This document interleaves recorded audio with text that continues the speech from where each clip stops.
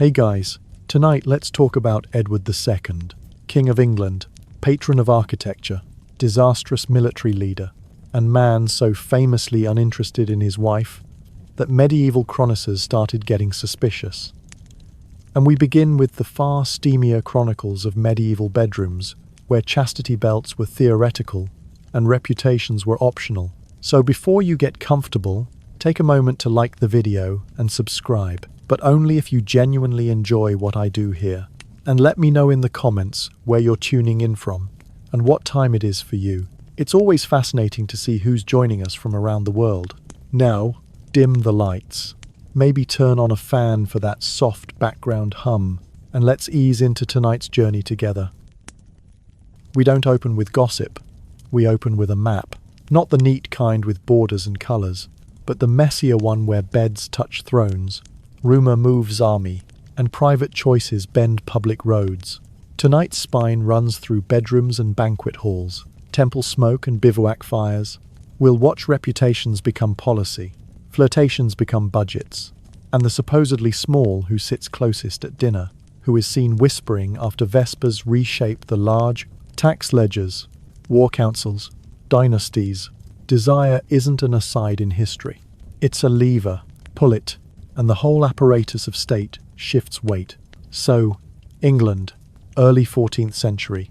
Edward II wears the crown like a man who prefers silk to steel. His court is loud with music and tournaments, his taste for intimacy unafflicted by discretion, and his political instincts bent around a single gravitational body, a favourite. Piers Gaveston arrives not as a counsellor behind the arras, but as a comet dressed to dethrone the sun, mocking the magnates with pet names, and promoted at a speed that turns stomachs. Edward makes him Earl of Cornwall, heaps lands and jewels, and gives him what is harder to quantify: public attention, conspicuous affection. The chroniclers sniff, meaning the kind that makes barons measure how much a king is willing to pay in grants, in offices, in policy to keep a smile in one man's direction. You can chart the consequences on a ledger. Royal favours become a pipeline, coin tumbling out of the treasury and through Gaveston's hands into the anxious economy of patronage. Earls who expected a slice of the pie are told the pie has been served elsewhere. With seconds, Parliament grinds its teeth. The old families measure insult, count votes, and call it principle. The realm hears the unlovely word exile. Gaveston is sent away. Edward fetches him back. Sent away again. Fetched back again, as if the channel were simply a moat between quarrels. Every return is theatre, and every performance more expensive. The nobles finally write a different ending. A forced separation with a blade. Gaveston is seized and killed. The message nailed to the air: no one man may stand between a king and his kingdom. Edward does not recalculate. He replaces Gaveston with another favourite, Hugh Despenser the Younger, and then doubles down titles.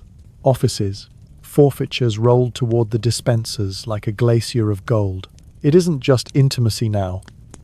It's policy. Despenser appetites wrap around the coast and into the marches, swallowing estates. Men who object find their objections categorized as treason. Opposition congeals into revolt. Revolt is punished. The scaffold answers. The coil tightens. Meanwhile, the Northern War, where reputations are made, turns disastrous. Bannockburn 1314 has already ripped the drumbeat out of English confidence, and Edward's court feels like a tent pitched in a storm. Brilliant, brittle, and always a little damp. Enter Isabella of France, queen consort, daughter of Philip the Fair. Raised on the hard grammar of Capetian statecraft, she has smiled through tournaments and watched through councils, her status shrinking beside the Despenser radiance. A queen can be ignored for a time, she cannot be ignored forever. In 1325, she travels to France on a diplomatic mission and does not come back. England's foes become her correspondents. Roger Mortimer, charismatic and newly escaped from the Tower, becomes more than that. The Queen assembles the kind of coalition men swear doesn't exist until it lands.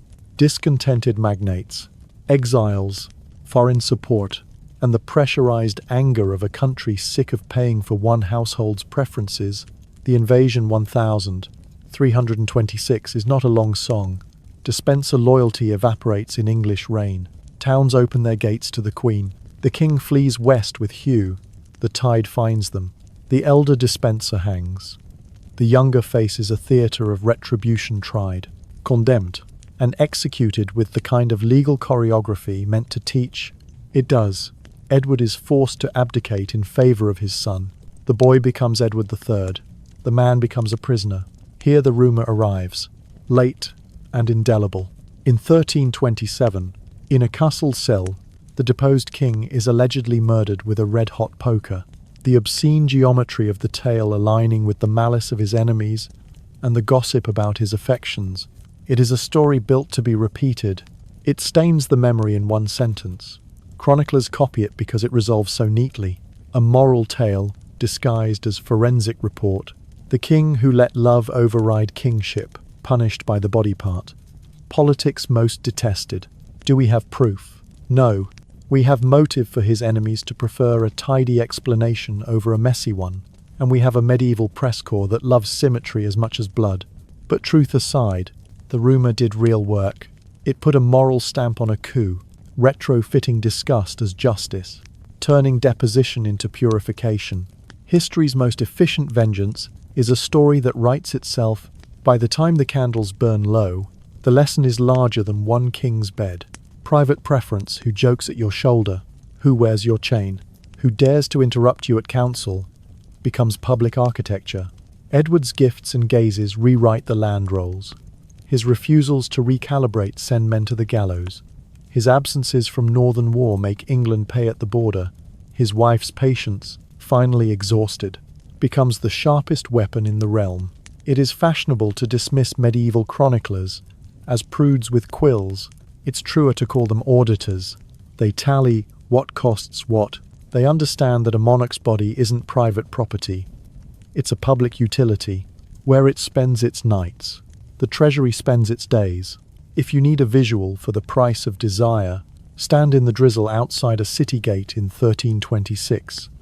As Isabella's banners come up the road, exile letters in saddlebags, debts in purses, pardons pre-written for those who step aside, and at the rear, a grim wagon with a scaffold's measurements, sketched by a clerk who has seen too many favourites and knows exactly how much wood to bring. Inside the walls, apprentices whisper what everyone already knows, that the Queen's patience is a fuse, and that the King, for all his charm and music, has forgotten that kingship is a performance staged for more than two. That is our method tonight. We will not ask what happened behind the curtain, because we are nosy. We will watch the curtain to see how it moves the stage lights. Bedrooms set budgets. Banquets signal alliances. Temples dictate law. Bivouacs build empires from dirt and oath. Edward II is not a curiosity we gawk at and leave. He is the prologue carved in oak. Choose a favourite, as if you were choosing a policy, because you are. Ignore a queen as if she were powerless, and you may learn she is an army. Let rumour do your thinking, and it will do your thinking for generations. On we go, then to more queens whose signatures outlast their husbands, to popes who confuse sacristy with salon, to courts where deserts declare wars, to an oracle whose riddles rearrange continents, and to soldiers who, bone-tired at dusk, manufacture Rome from nothing by nightfall.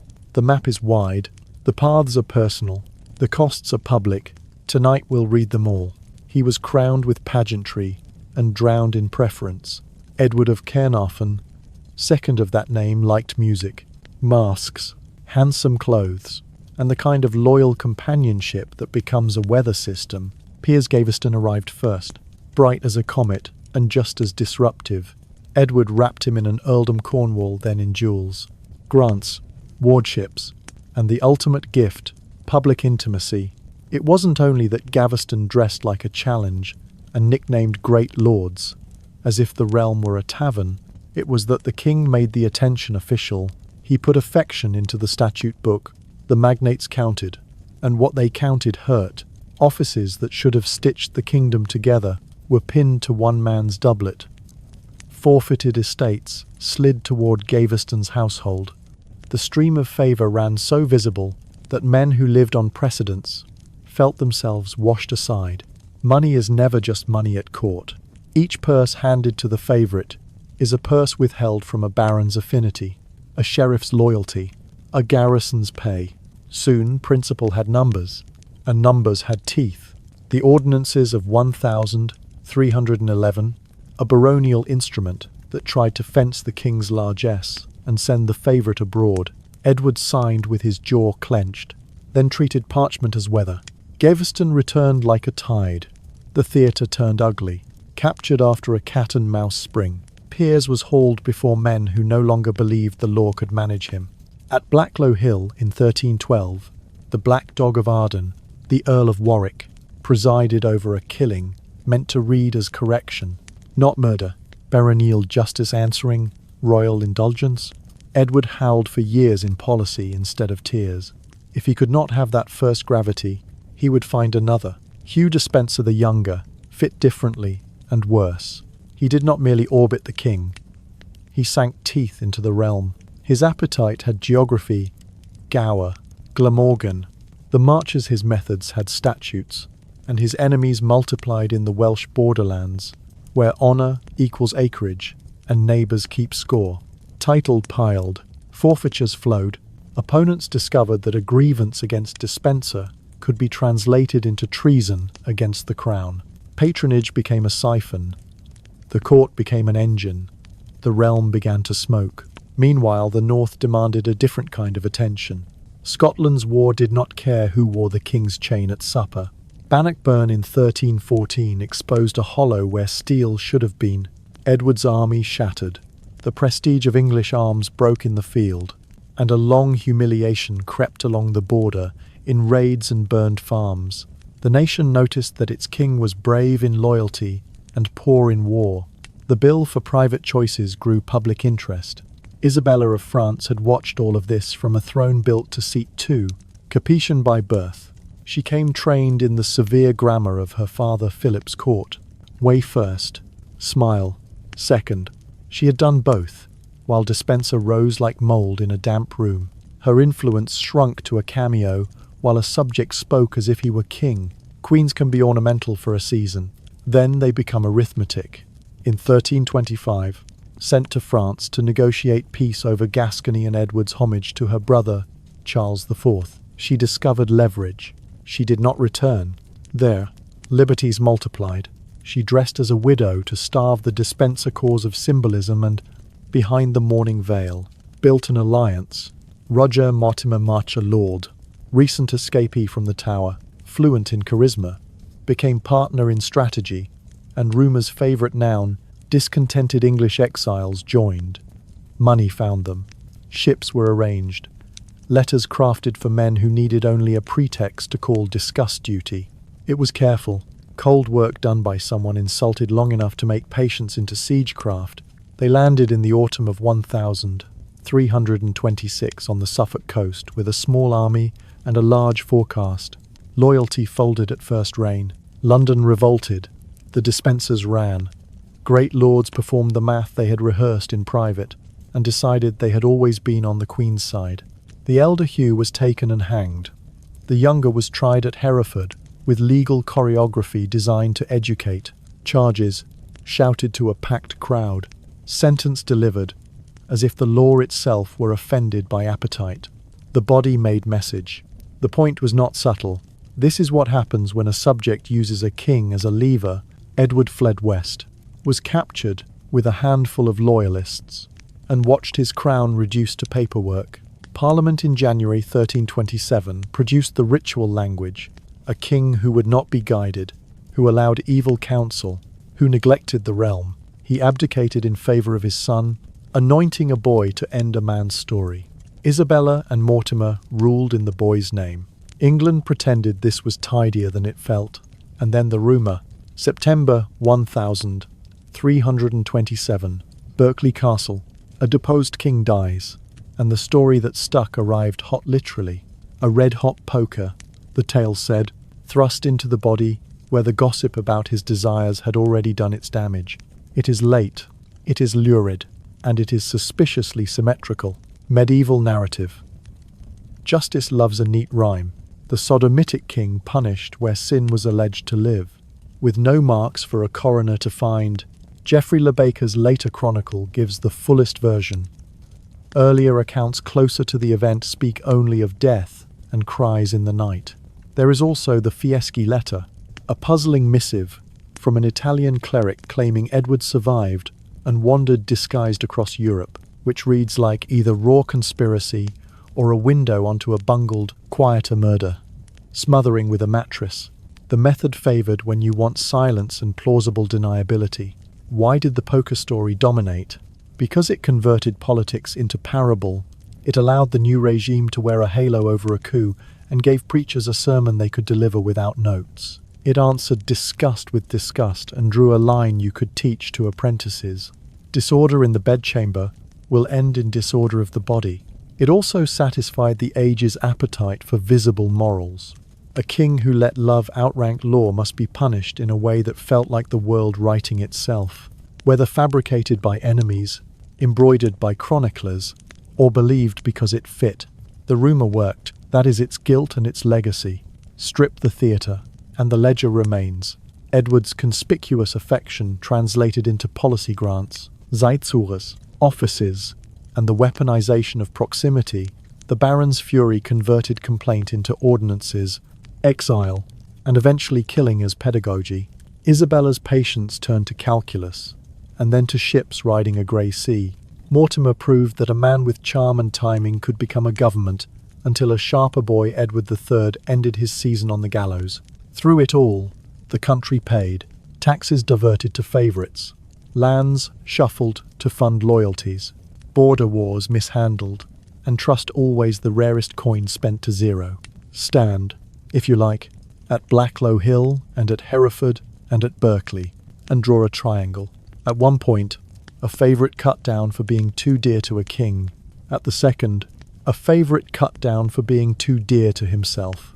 At the third, a king who mistook intimacy for invulnerability and learned that in England, the crown is a public object that will take itself away if it is treated as private property.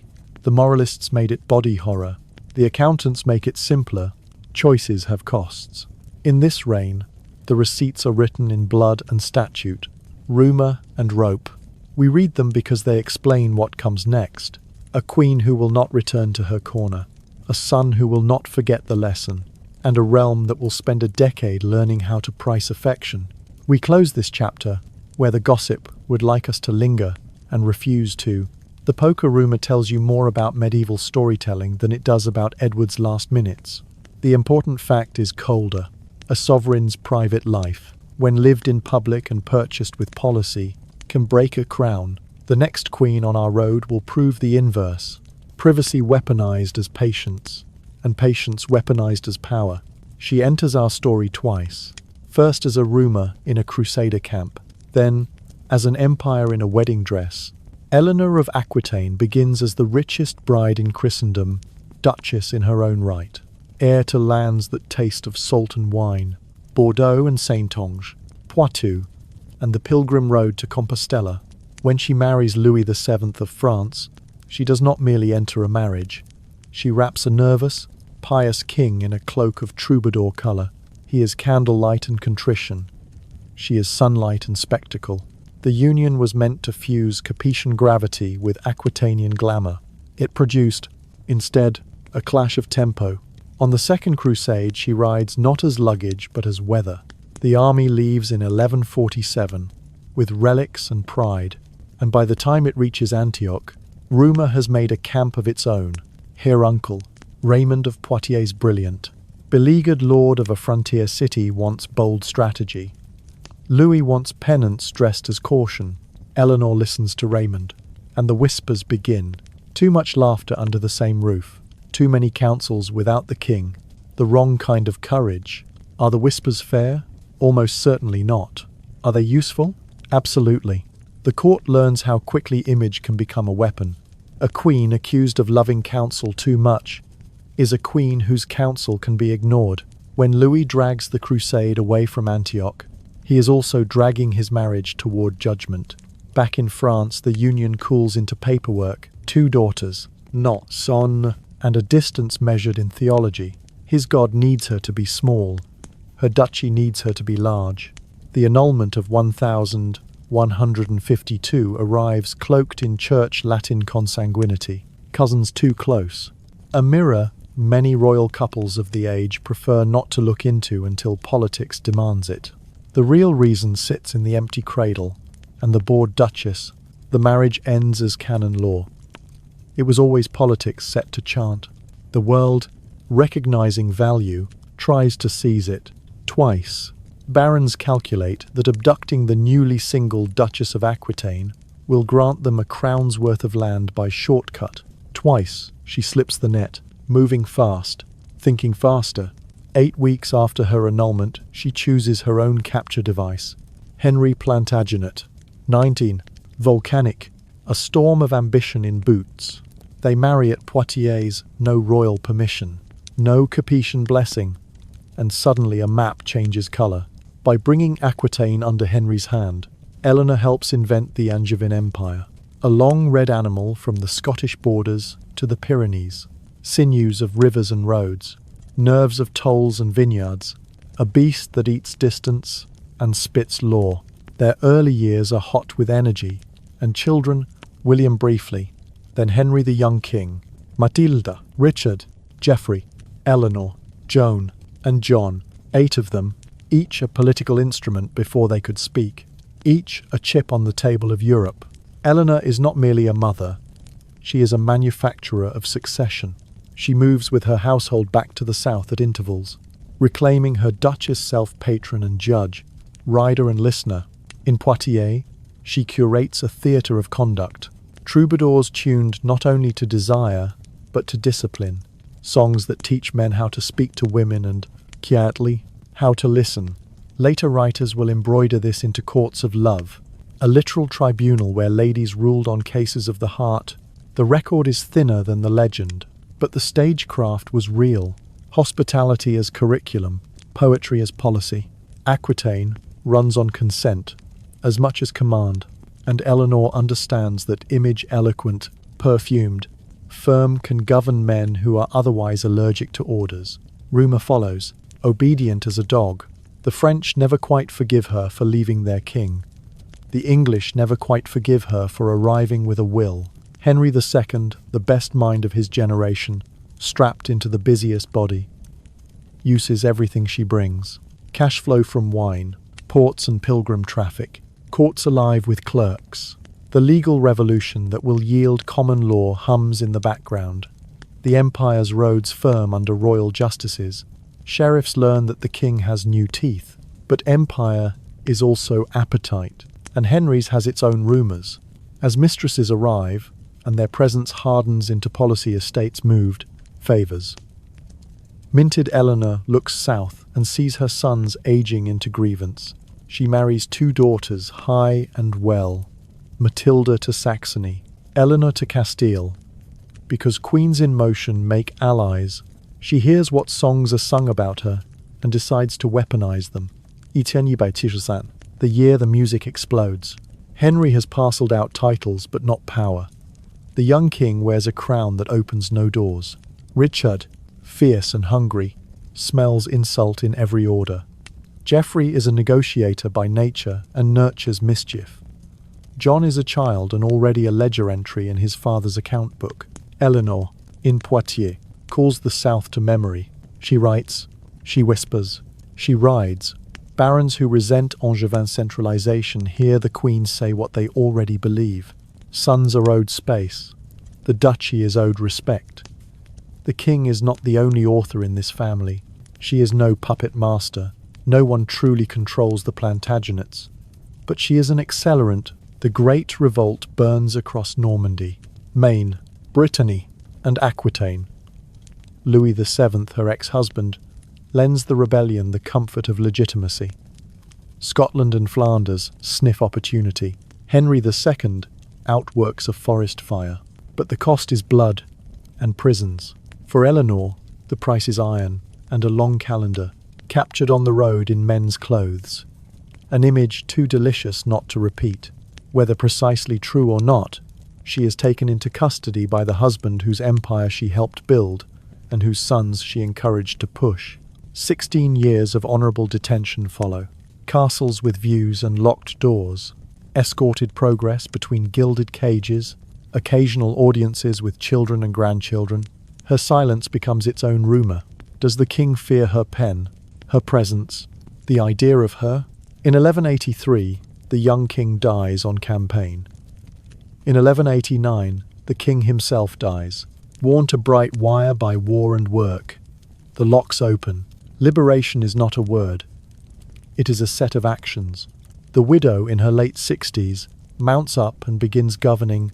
She rides to free Richard's path to the throne. She tours England to secure oaths. When her favourite son is captured on his way home from crusade, she negotiates ransom, raises taxes, writes to princes, and collects the silver in her own hands. She places Joan and Berengaria and a dozen other pieces on the board, like the Grand Master she has become. In old age, she cements treaties with her body journeys to Castile, to fetch granddaughters for French marriages, and with her mind, managing regencies, smoothing the inheritance of her least likely child. John, what did she teach? That a queen can be content with a script written for her, or write inside the margins until the page changes shape. From Antioch's tented glare, to Poitiers' scented hall, to the chill corridors of confinement, Eleanor learned how to turn what people said into work.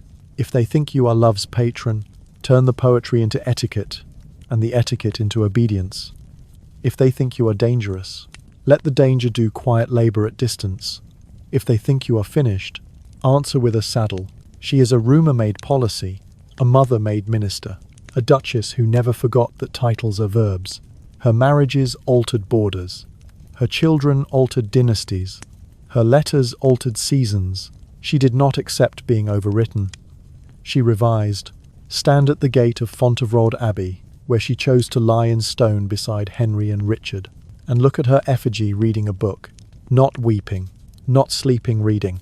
The gesture is the legacy. Authority here is literacy, not merely letters on parchment, but the fluent reading of people, places, and the theatre of power. From Louis to Henry, to sons who learned rebellion at her knee, Eleanor shows us a grammar. Désir makes rumour. Rumour makes leverage. Leverage makes law. Watch who writes. It is usually the one you were told to ignore. He enters like a rumour with a surname that already sounds like choreography Borgia, and within weeks turns the Vatican into a theatre with the keys of St. Peter as props and the Tiber for a footlight. Rodrigo Borgia, elected in 1492 as Alexander VI, is not the first Renaissance pope to enjoy the pleasures of the city he rules, but he is the one who refuses the drapery. He does not keep his family behind a tapestry.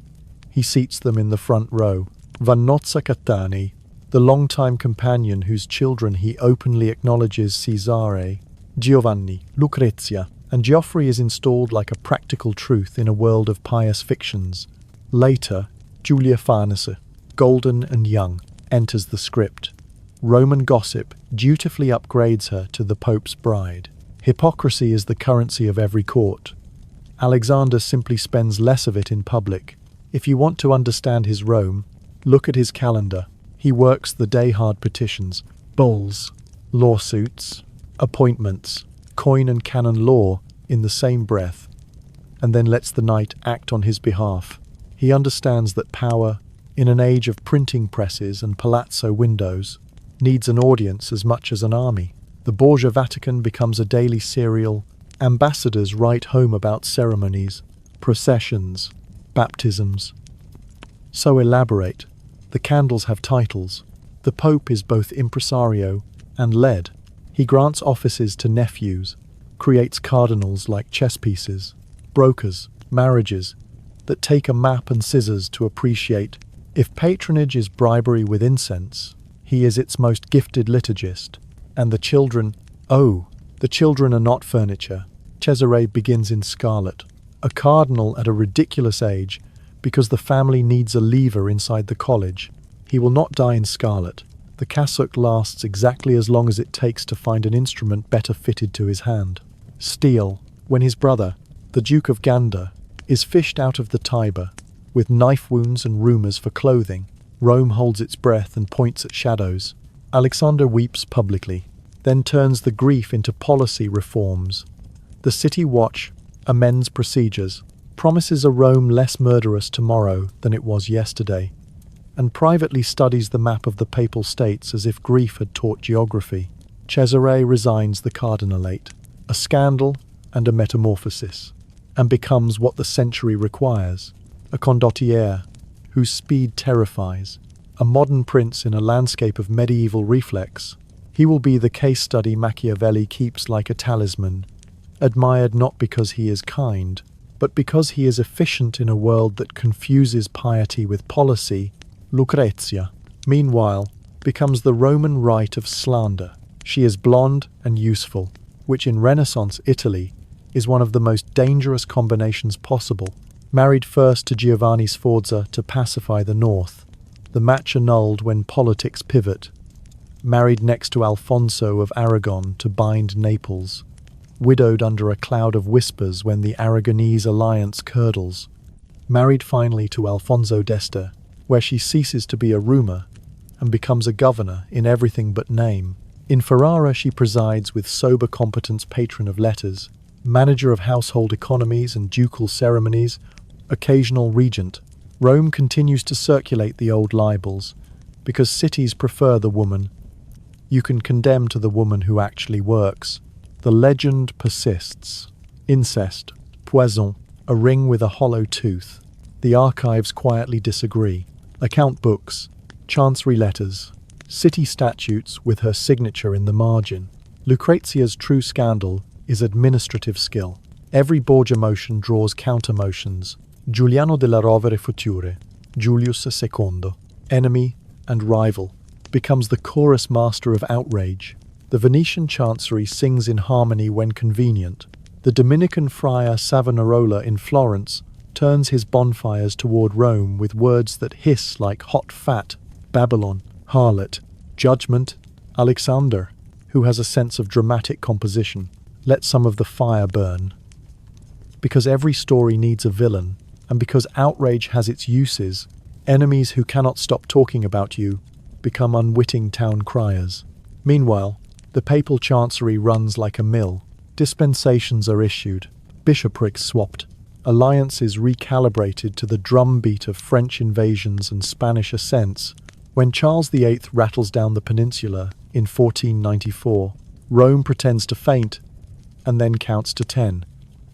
Borgia time is flexible, and the papacy survives by being the slowest thing that can still move.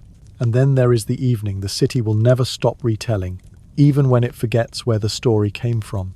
The banquet of chestnuts, the tail women, courtiers, naked dancers, chestnuts scattered on the papal floor, clerics judging abasement, as if it were fencing travels through the centuries like a carnival mask that fits every face. Was it real?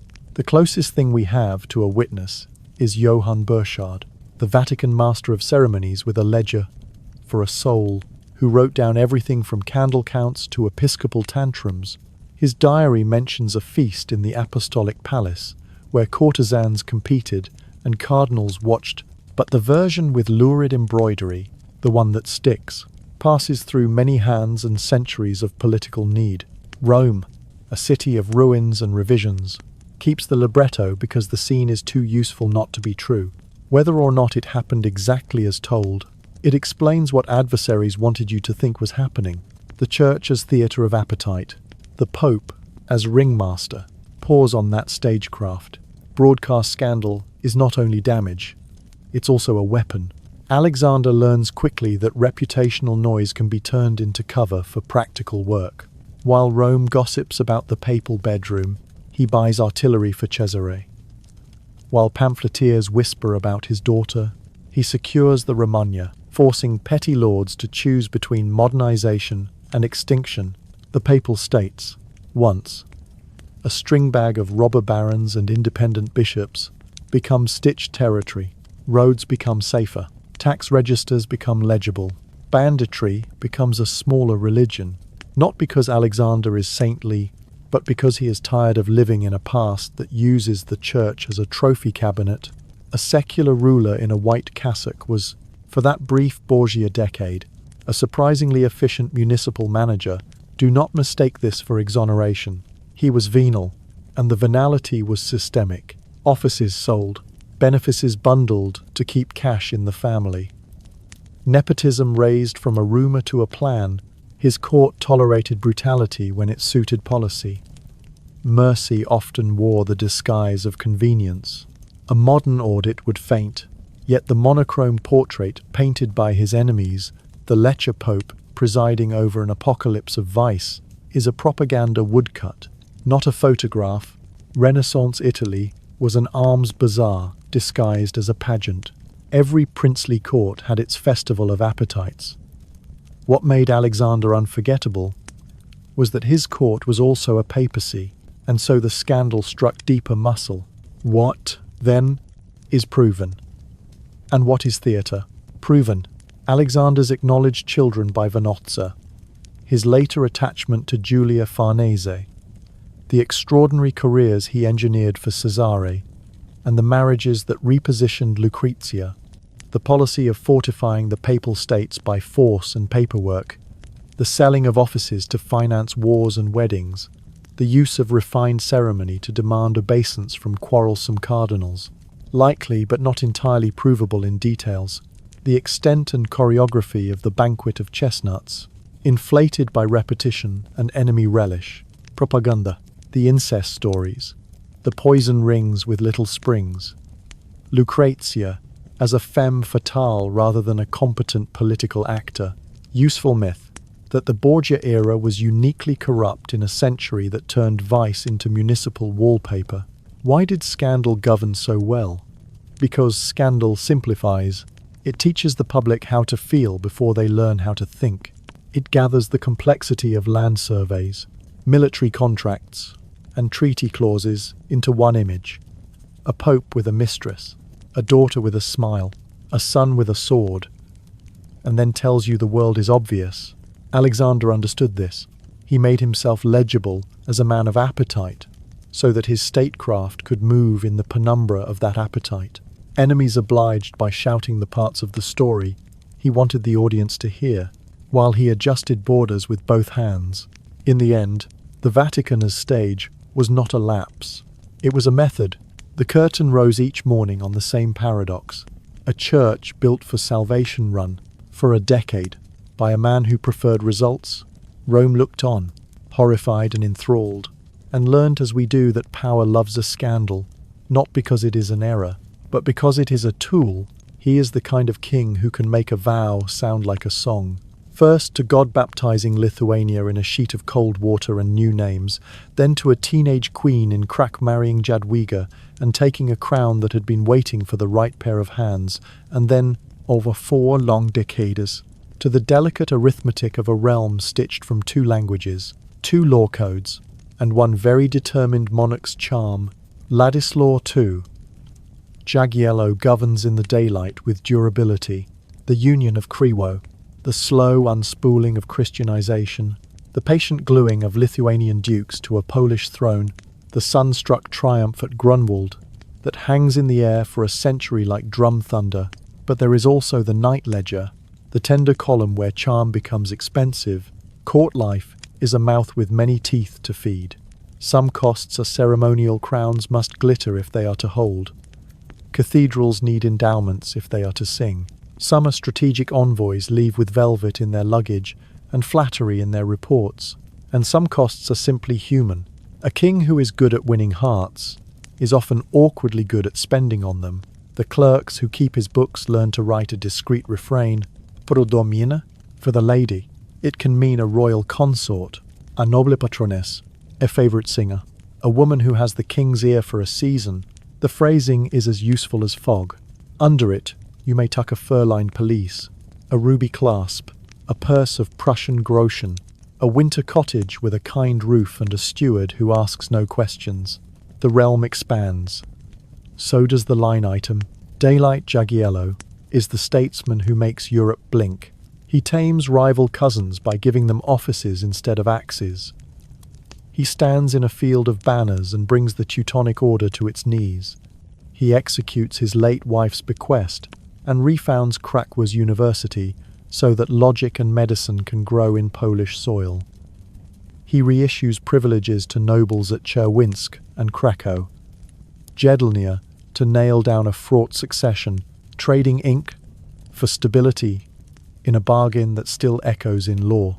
He is, to use a modern word, durable. He wakes up king in 1386 and dies king in 1434, outlasting wars, winters, and the average medieval life spanned by a generation.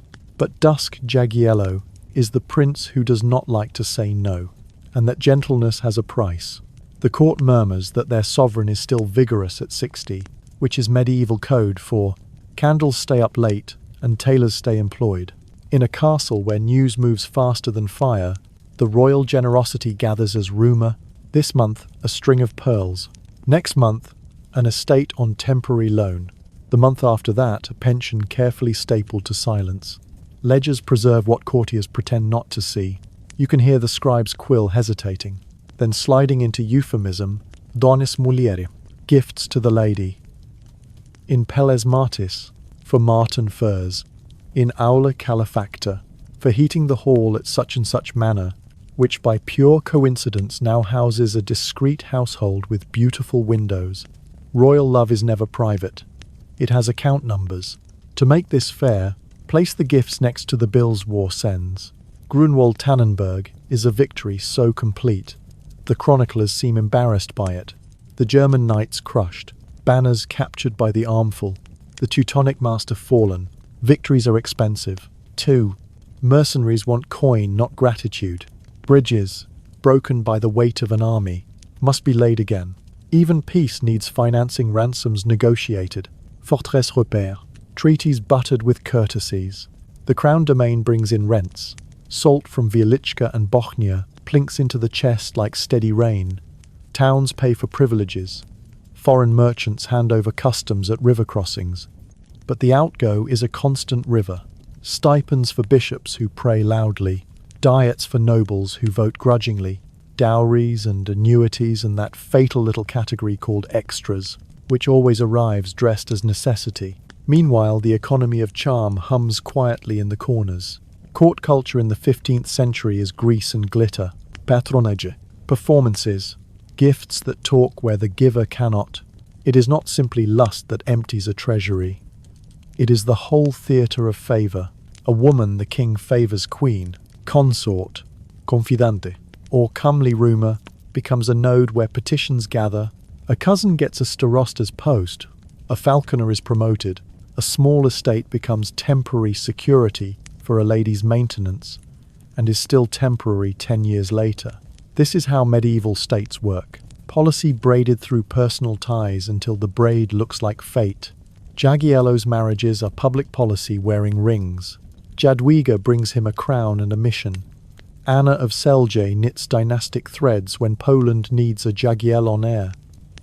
Elżbieta Granowska, scandalizing the magnates, teaches a useful lesson about a king's stubbornness and the nobility's appetite for gossip. Sophia of Halszny gives him sons, and with them a succession crisis. So obvious you can read it from the moon. To secure their inheritance, the king cedes privileges to the Slachta Nemenem Captivabimus Nisi Iure Victim, a Polish habeas corpus in embryo, and with every grant, the future tips a little away from royal coffers and toward noble purses. This, too, is love's arithmetic. A father's desire becomes legal text. A legal text becomes a smaller tax base. So the treasury groans, not bankrupt. Jagiełło is not reckless but tired. The way a house is tired after a wedding season. The signs are small and telling. Loans from bishops repayable after harvest. A mint that works a little harder this year, and then a little harder next.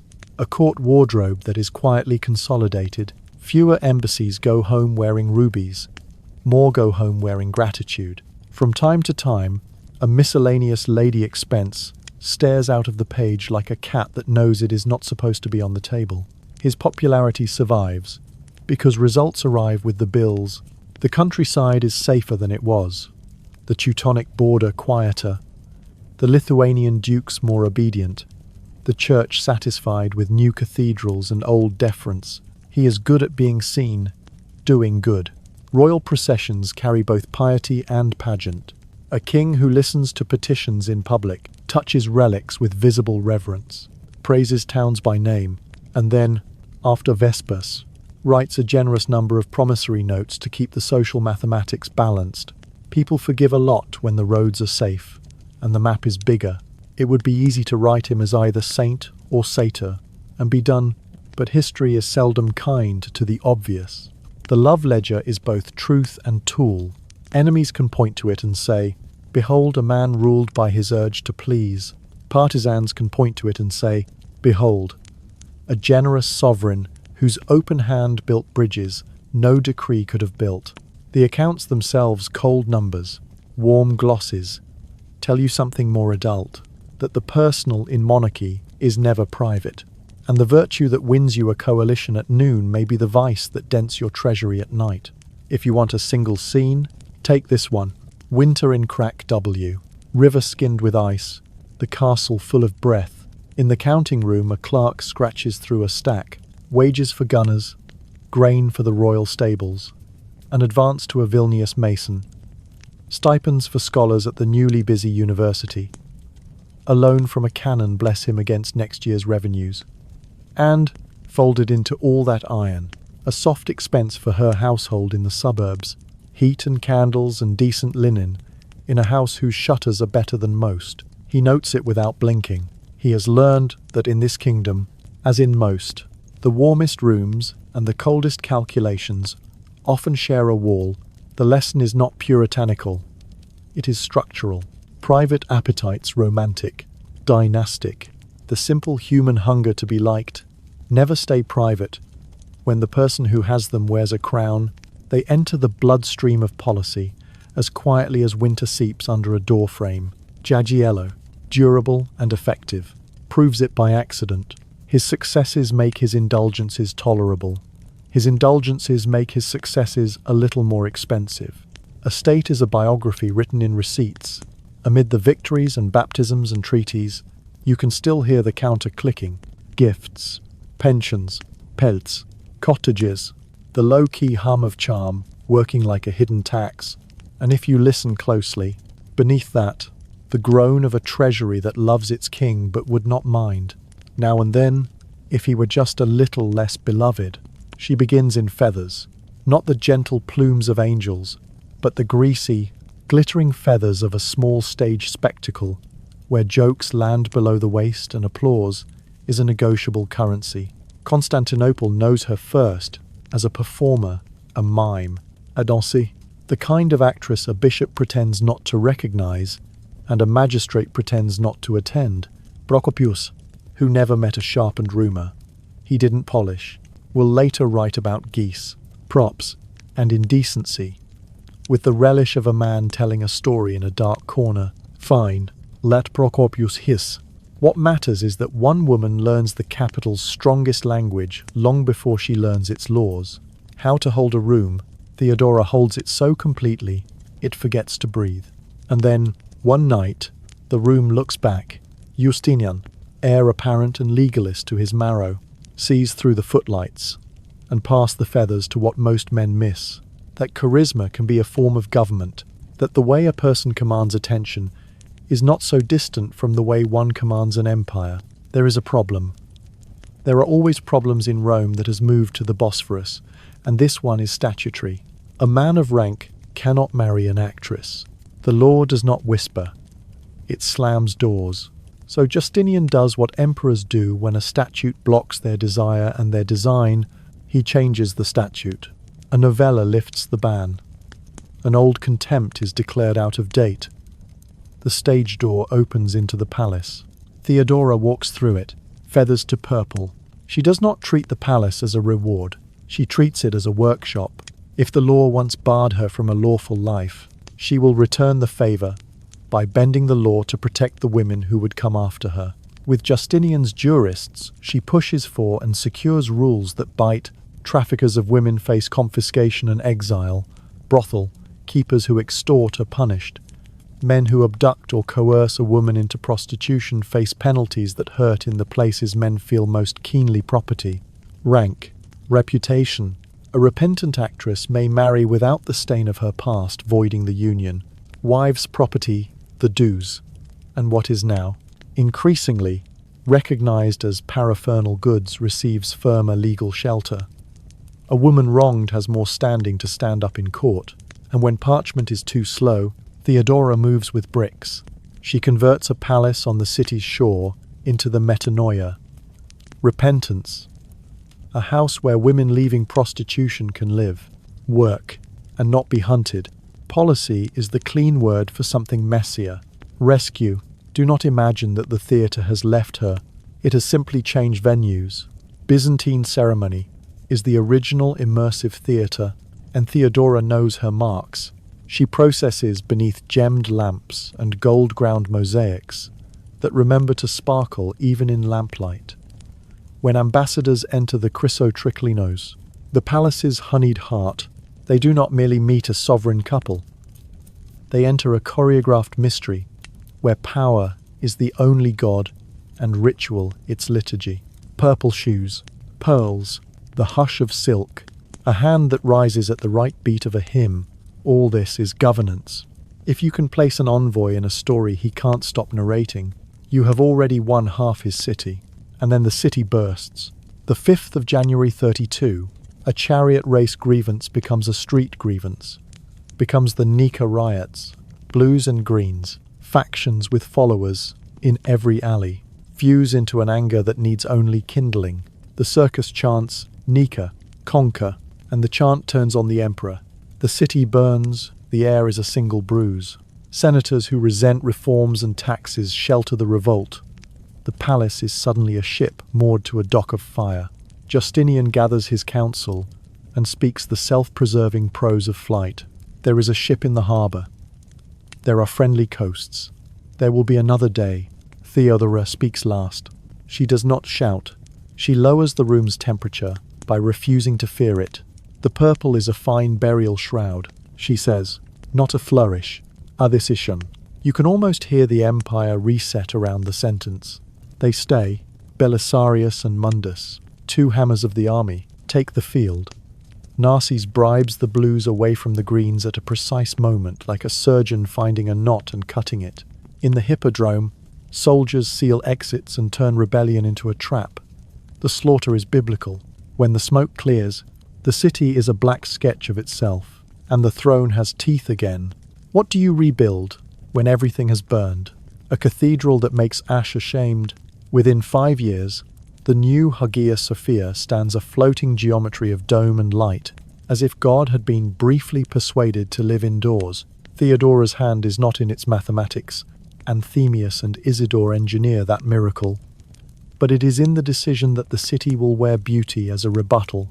The mosaics learn her theology. 2. She is inclined toward the monophysites, those Christians who confess the single united nature of Christ against Chalcedon's two-nature creed. Justinian keeps the empire publicly on the Chalcedonian track. Theodora keeps the back channels warm. She shelters dissident bishops in a palace annex. She arranges secret ordinations. She hosts Jacob Baradaeus, whose tireless travels will shape the Syriac church for centuries. Empire is argument. The palace is where the argument never ends. She wins protections not by decree alone, but by the quiet application of access. The laws keep coming. Some are Justinian's obsessions taxes balanced against a lawyer's need to see order where life refuses to provide it. But you can feel Theodora's signature in a cluster of regulations that refuse to treat women as movable property. The penalties for rape are sharpened and enforced. Guardianship rules are tuned to muffle the easy frauds of helpful male relatives. Divorce's terms are clarified so that abandonment does not become a forever prison. None of it makes Byzantium modern. All of it makes it less cruel. Meanwhile, the court performs its own epic, half gospel and half gossip. Procopius writes two histories at once. In his official work, he praises Justinian and Theodora in the high marble of public virtue. In the secret history, he drags them both into the alley and throws sewage with skill. Theodora, in his telling, is insatiable, vicious, a tyrant in duels. The contradiction tells you more about Procopius than about her, but it told the centuries something sticky. Powerful women attract adjectives. Men never have to carry. Theodora learns to wear them like armor and keeps walking, and she works. Audiences that stretch past fatigue. Petitions passed until the syllables blur. Ceremonies that exhaust everyone but the idea of Rome. When plague comes the outbreak that will carry Justinian to the edge of death and the empire to the edge of despair. She keeps the machinery oiled. Grain flows. Ships sail. Bodies are buried with enough dignity to keep fear from becoming revolt. She had been trained in a different school than the palace courtiers. For her, the show cannot simply go on. It must earn its keep. She dies before he does, around 548, likely of cancer, in her late 40s, with half the city swearing she was a saint, and the other half certain she had been sent to test their patience. Justinian will outlive her by nearly 2 decades, haunted and steadied by the shape of the power they made together. By the time the purple is folded for the last time over both of them, the empire has new laws, a new cathedral, new enemies, new compromises, and a memory of a woman who understood that spectacle and statute are twins. On the stage, she learned how to hold breath and bend time.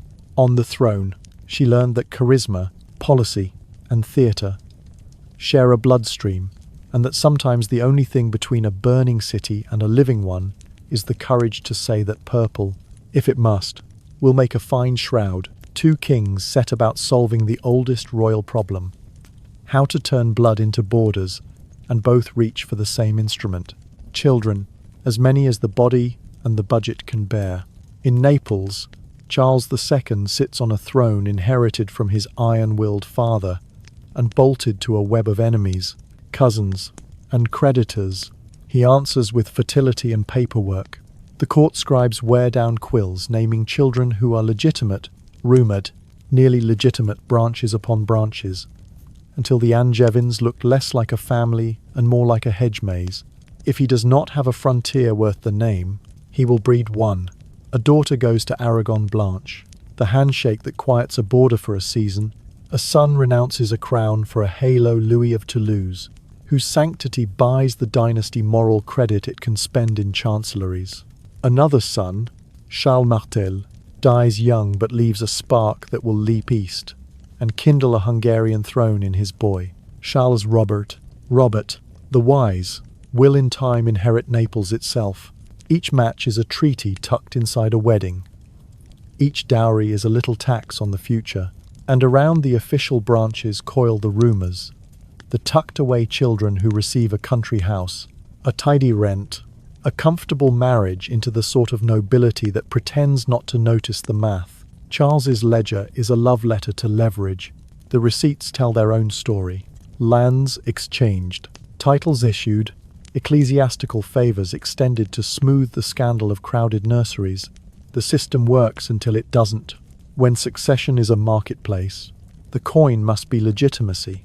Stamped and tested, rumour can move people. It cannot move crowns.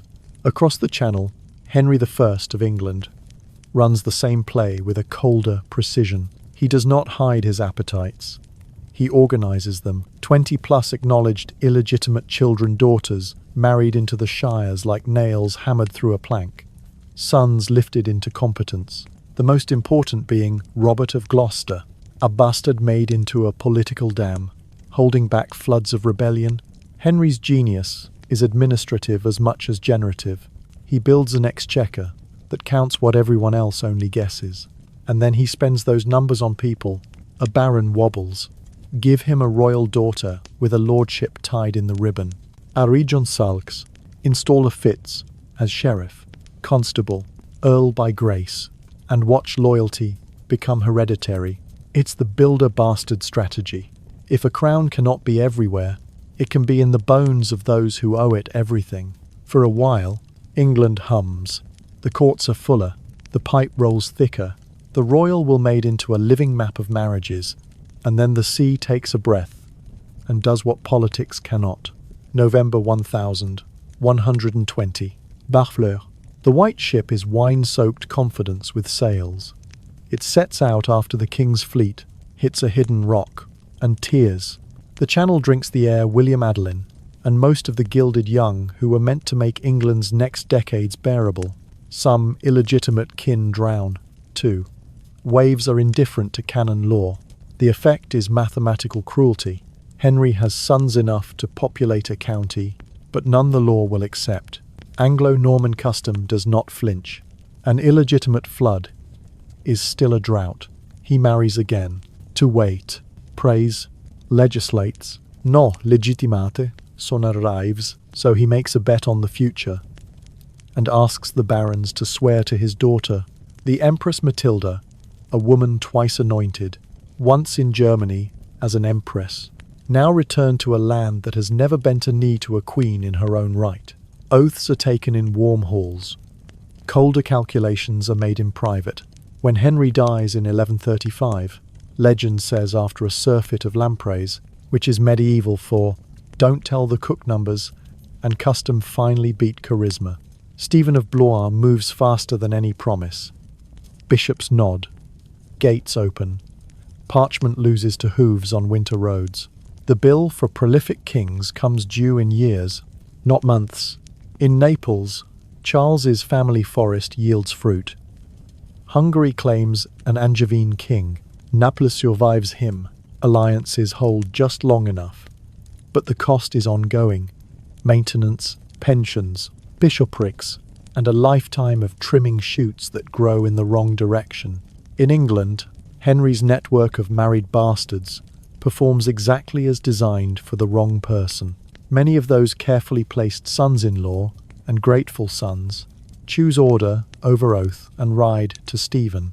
Others, Robert of Gloucester, above all, keep faith with Matilda and rip the kingdom in half to prove it. The anarchy is born, a civil war named for a feeling. Nothing rules but fatigue. What these two kings teach is not that promiscuity ruins nations. Private appetites only become policy when they sit on the exchequer's chest and make it wheeze. Children are currency, but like all currency, they devalue under pressure. The law is the mint. Charles II spends lavishly and gets a return that looks like survival. His problem is not numbers, but the compounding interest of promises. Henry spends brilliantly and learns the limit case. When succession narrows to a single legal thread, the strand will be tested by every hand that wants it. His bastards give him a web. Legitimacy cuts a hole in the middle. Step back and the pattern is clean. Fertility can extend a dynasty's reach. It cannot substitute for a rule. Everyone agrees to obey when the room gets hot. Charles II's hedge of offspring makes Naples resilient but noisy. Henry's acknowledged brood makes England governable but not inheritable.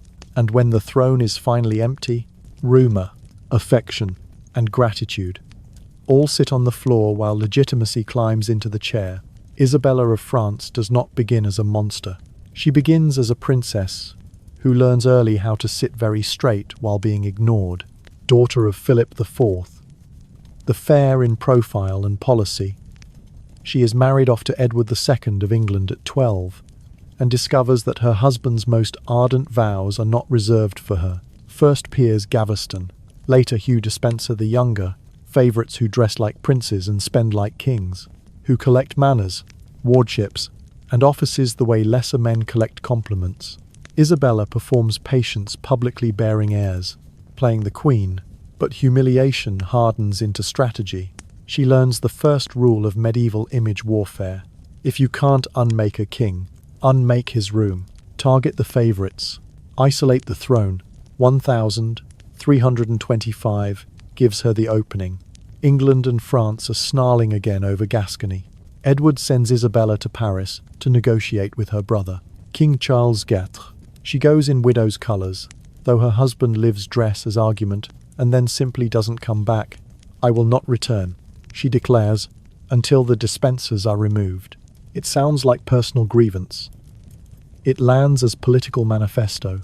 In France, she meets Roger Mortimer, an Anglo-Marcher lord, with a prison break on his resume and a talent for accumulating enemies. Lover, yes, but more usefully, instrument. Together they assemble an alternative court across the Channel, issuing letters that blame evil counsellors, a classic medieval way to dethrone. Without saying dethrone, and recruiting support where Edward has bled goodwill dry, Isabella secures the real key, money and ships from Hainault, in exchange for betrothing her son, the future Edward III, to Count William's daughter Philippa. Affection may have started this. Logistics will finish it.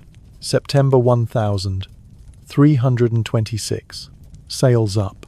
Their invasion is small mercenaries, exiles, a handful of bold peers, but England is ready to receive it. London seethes against the Despensers and opens its gates.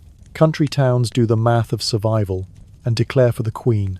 Edward II flees west with Hugh Despenser, trailing a collapsing government. By the time Isabella reaches Bristol, the regime is already a rumour. Hugh the Elder is taken and hanged. Hugh the Younger, luckless symbol of a decade's grievance, is paraded to Hereford on a sorry horse, tried, like a pageant villain, and submitted to the slow grammar of medieval treason. Drawn, hanged, castrated, disemboweled, quartered. This is not just punishment, it is pedagogy. Mortimer knows how to stage a lesson.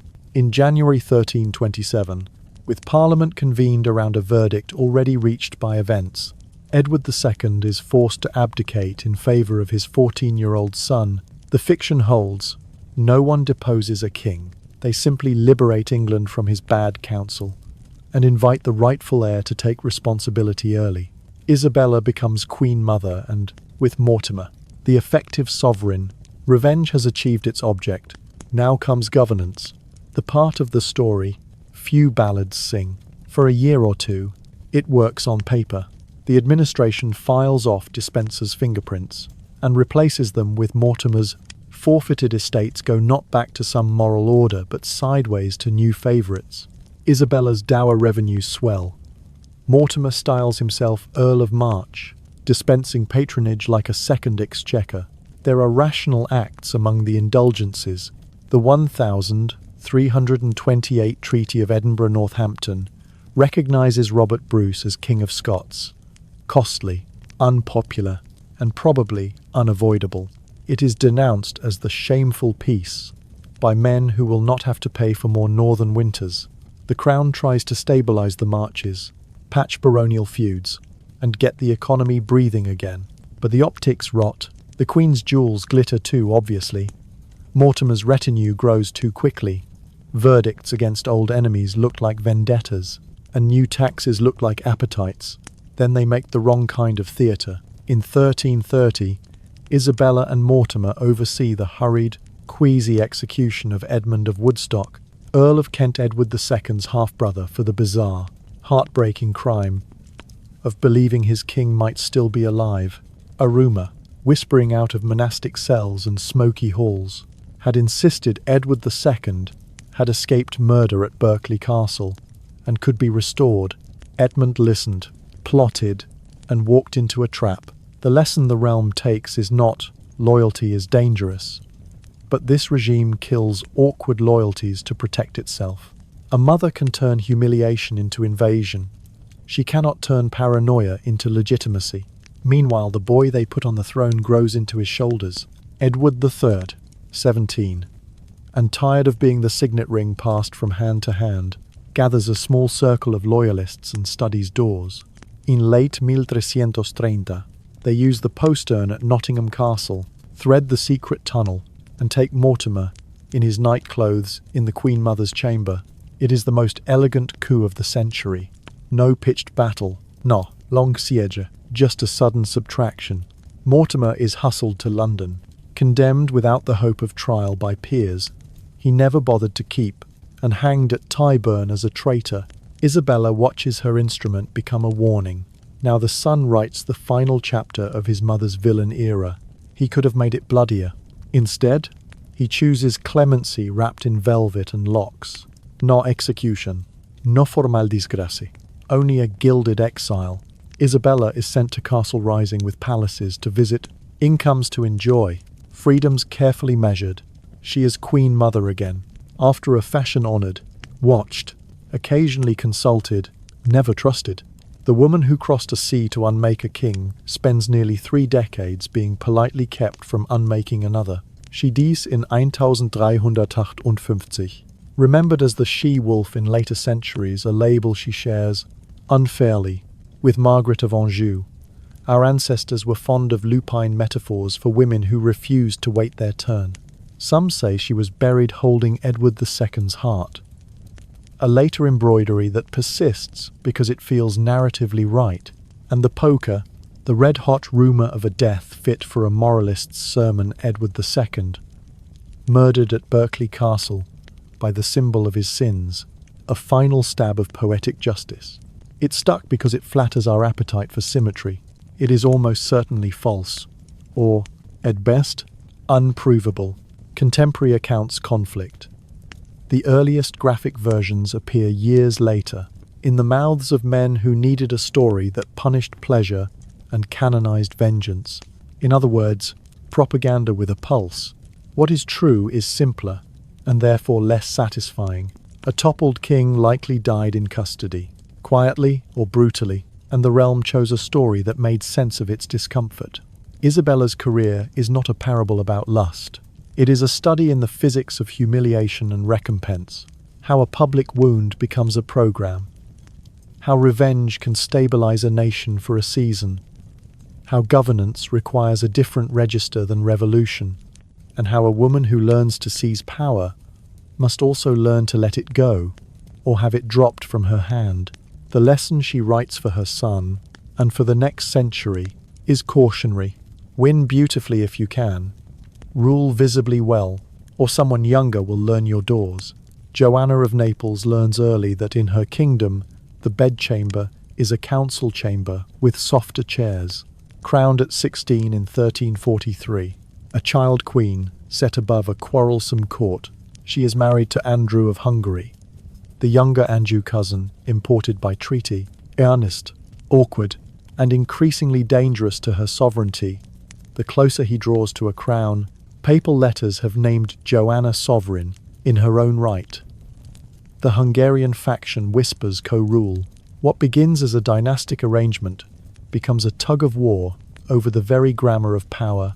Who signs first? Who rides first? Who rules? Naples, always theatrical, takes sides. September 1345. Aversa, candles gutter, corridors breathe cold. Andrew is lured from his bed with a forged summons, cornered at a stair, throttled, and flung from a window into the dark garden below. Murder by committee, hands enough that no single one can be blamed. Suspicion circulates at once. Like incense did the Queen know. Approve, and it will trail her all her life. A rumour that makes every choice afterward look like motive. What we can say plainly, the boy king in waiting died. The realm did not. Enter Louis of Taranto, beautiful, martial, politica. Second husband who understands that in Naples, even affection must do administrative work. He brings swords and a steadier coalition. She brings the crown and a court that is now a crime scene. But vengeance does not wear out quickly, especially when it rides from the north. Andrew's brother, King Louis I of Hungary, invades to avenge the martyr prince, pouring cavalry down Italy's spine. While Naples counts ships and favours, the city flinches. Joanna chooses movement over martyrdom. She sails for Avignon, to the Pope who made Naples a papal fief, and can unmake a scandal. Before Clement VI, she stands not as penitent, but as client sovereign. Try me, and then watch me rule. He acquits. She sells him Avignon itself, for a fat purse cash for a queen who intends to come home and does just that, returning with Louis of Taranto in tow, retaking her capital, forcing the Hungarian army to depart as plague and logistics do their quiet arithmetic. For a decade, the pair are the sun and moon of a gilded, anxious firmament. Passion and policy braid together. The pageants are expensive, the politics exquisite. Louis enjoys the trappings of a king. Joanna preserves the substance. When courtiers try to nudge her into the margin, she writes new margins. She referees baronial blood feuds, negotiates with Avignon, doles, mercy and menace in equal measure. The city that once seemed eager to devour her learns that she has teeth. Louis dies in 1362, and the stage rotates again. Husband 3, James of Majorca. The dispossessed James IV, a claimant king with melancholy glamour and very little leverage. He brings a title like a velvet cloak and a sword that never quite cuts. In Naples he is more emblem than engine.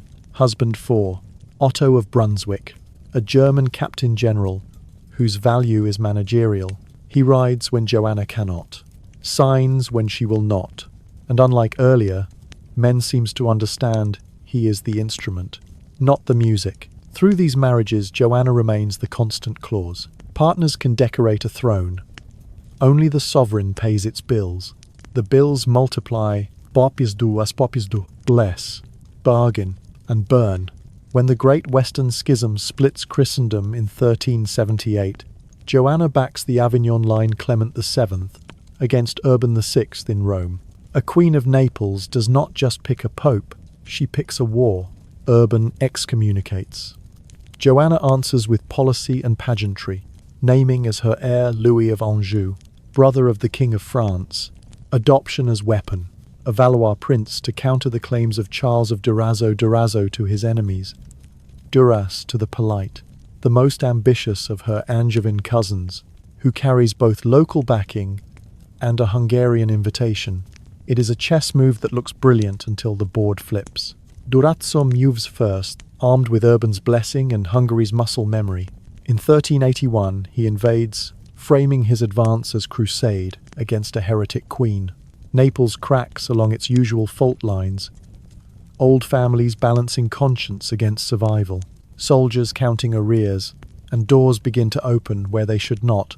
Joanna, who has refused to be erased by rumour, plague, popes, or husbands, now faces the cold arithmetic of force. She is captured, hustled south through loyal pockets and hostile ones, and deposited at Muro Lucano. There are still envoys to send, plays to stage, coins to mint in the mind. There is still agency, even in chains. It ends as ignobly as enemies prefer, and eulogists detest. No grand speech on the scaffold, just a cell, a rope, and men with orders. May, itiensembe basha, strangulation, say most sources. A pillow to the face, say others, preferring a caress that kills to a grip that bruises. The fact is brutal enough. A reigning queen, murdered in custody to tidy a cousin's claim and a pope's doctrine. Naples gets a new king. The schism gets fresh fuel. Rumour gets an afterlife. That's how Europe writes endings for women who refuse to be footnotes. What refuses to end is the ledger of her choices. Joanna bartered cities to buy legitimacy, used marriage as architecture, turned adoption into a catapult, and argued before popes as a sovereign among sovereigns. She presided over famine, plague, invasion, and still insisted that a woman could sit where men sat and do the work without apology. Chroniclers who preferred their queens pious and perishable called her licentious, murderous, frivolous. Yet the books she kept are political, not romantic. Treaties, pardons, repurchases, adoptions, alliances. Even her enemies needed her crown to justify their claims. Even her judges needed her trial to baptize their verdicts. It is tempting to reduce Joanna to the balcony at Aversa and the cell at Muro Lucano, to make her first husband's murder the original sin, and her own murder the neat moral. But history is rarely so tidy. Andrew's death is an unsolved crime that fed an invasion. Joanna's life is the long argument that followed about who gets to rule Naples, and on what terms. Between those nights one garden, one stone room stretches a reign in which a queen refused to cede agency to husbands, popes, or cousins, and learned again and again that in Italy the stage never clears. We remember the rope because it is clear. We should remember the pen because it was constant.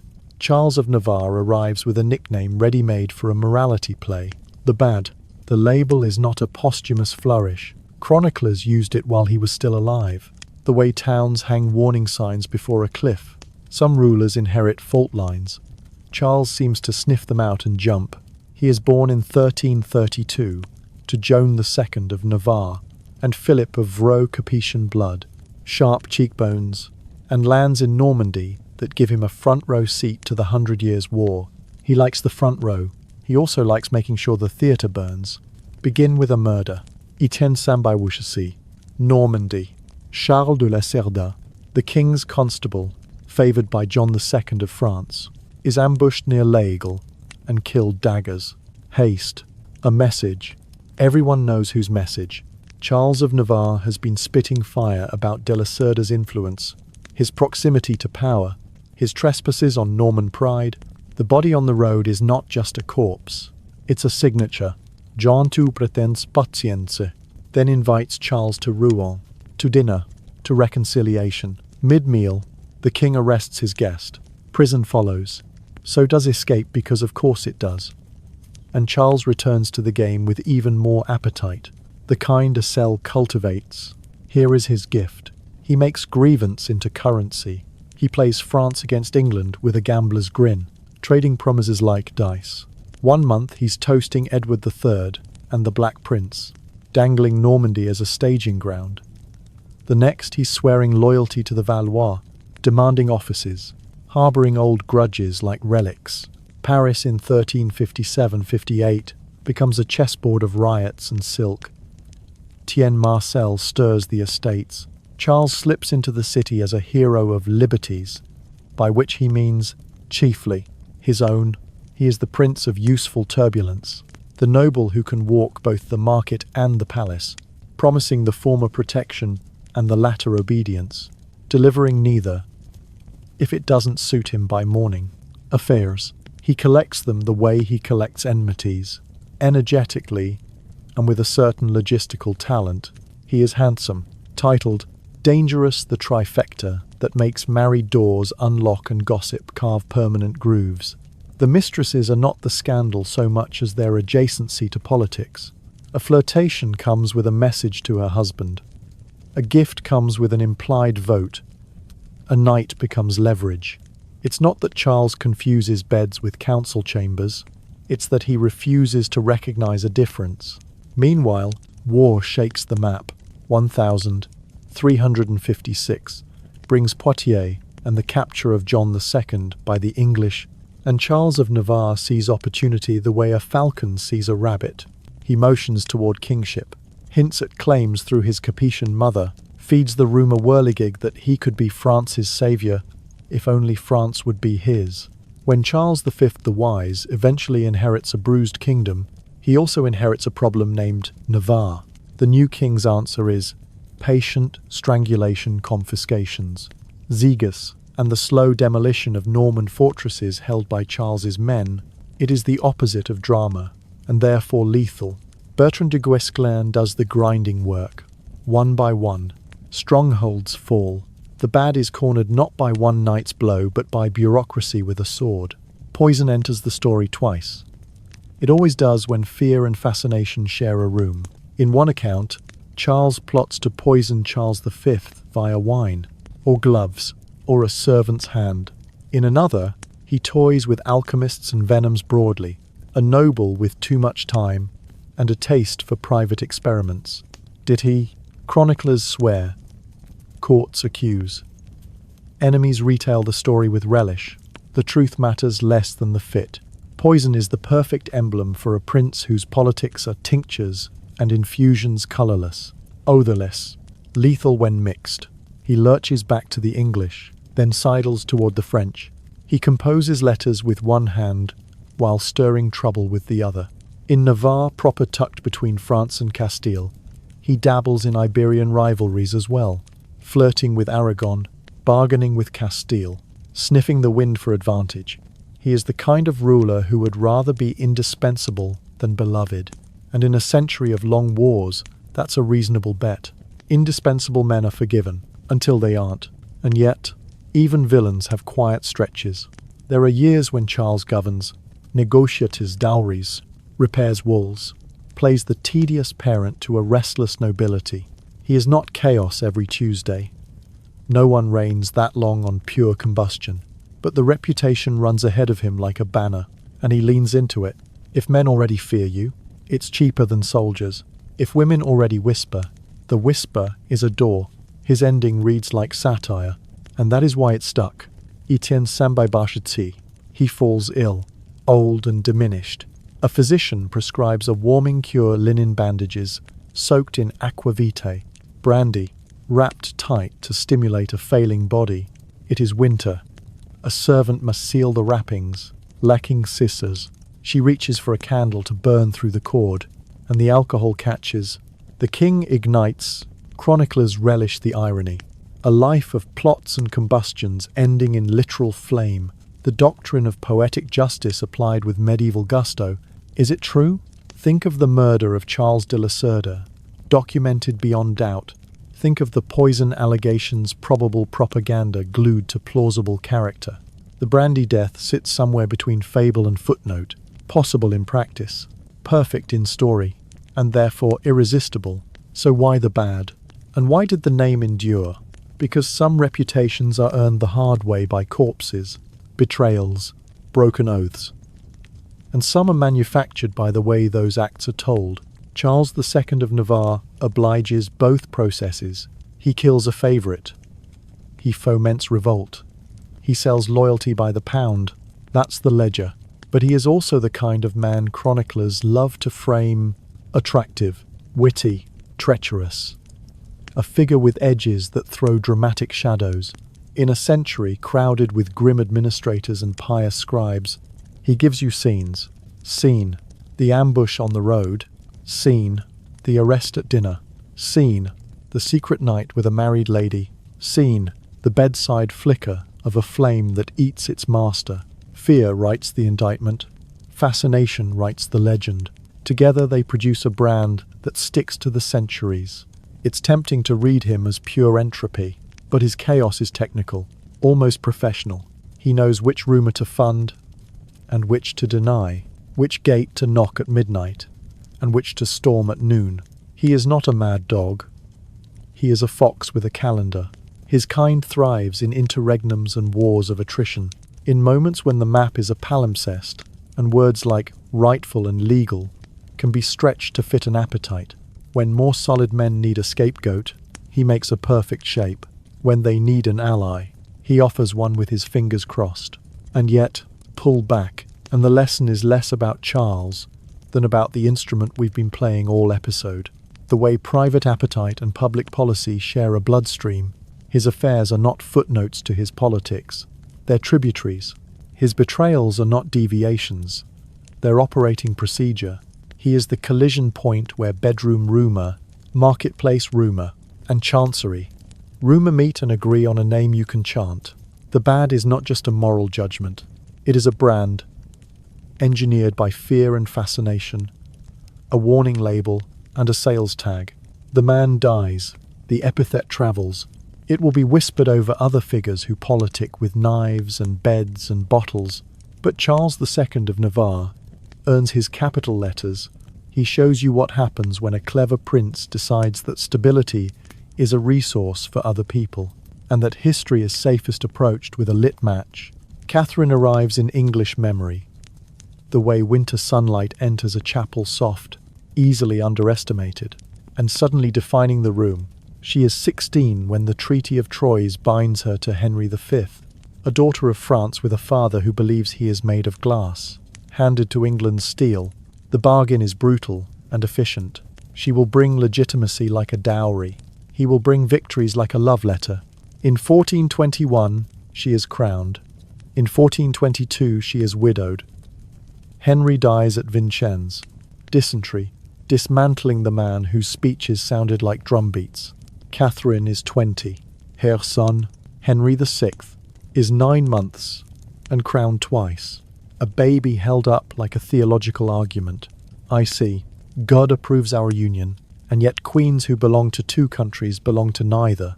The English council smiles and sets her on a gilded shelf. Humphrey, Duke of Gloucester uncle, watchdog, professional spoiler of fun, starts counting doors and windows. He has heard rumours. Of course, medieval government is a rumour with seals. Whispers attach Catherine's name to Edmund Beaufort, a young cousin with dangerous cheekbones and an even more dangerous pedigree. Are they true? They don't have to be. They are useful. In 1428, Parliament obliges with a statute so pointed it might as well be engraved with her initials.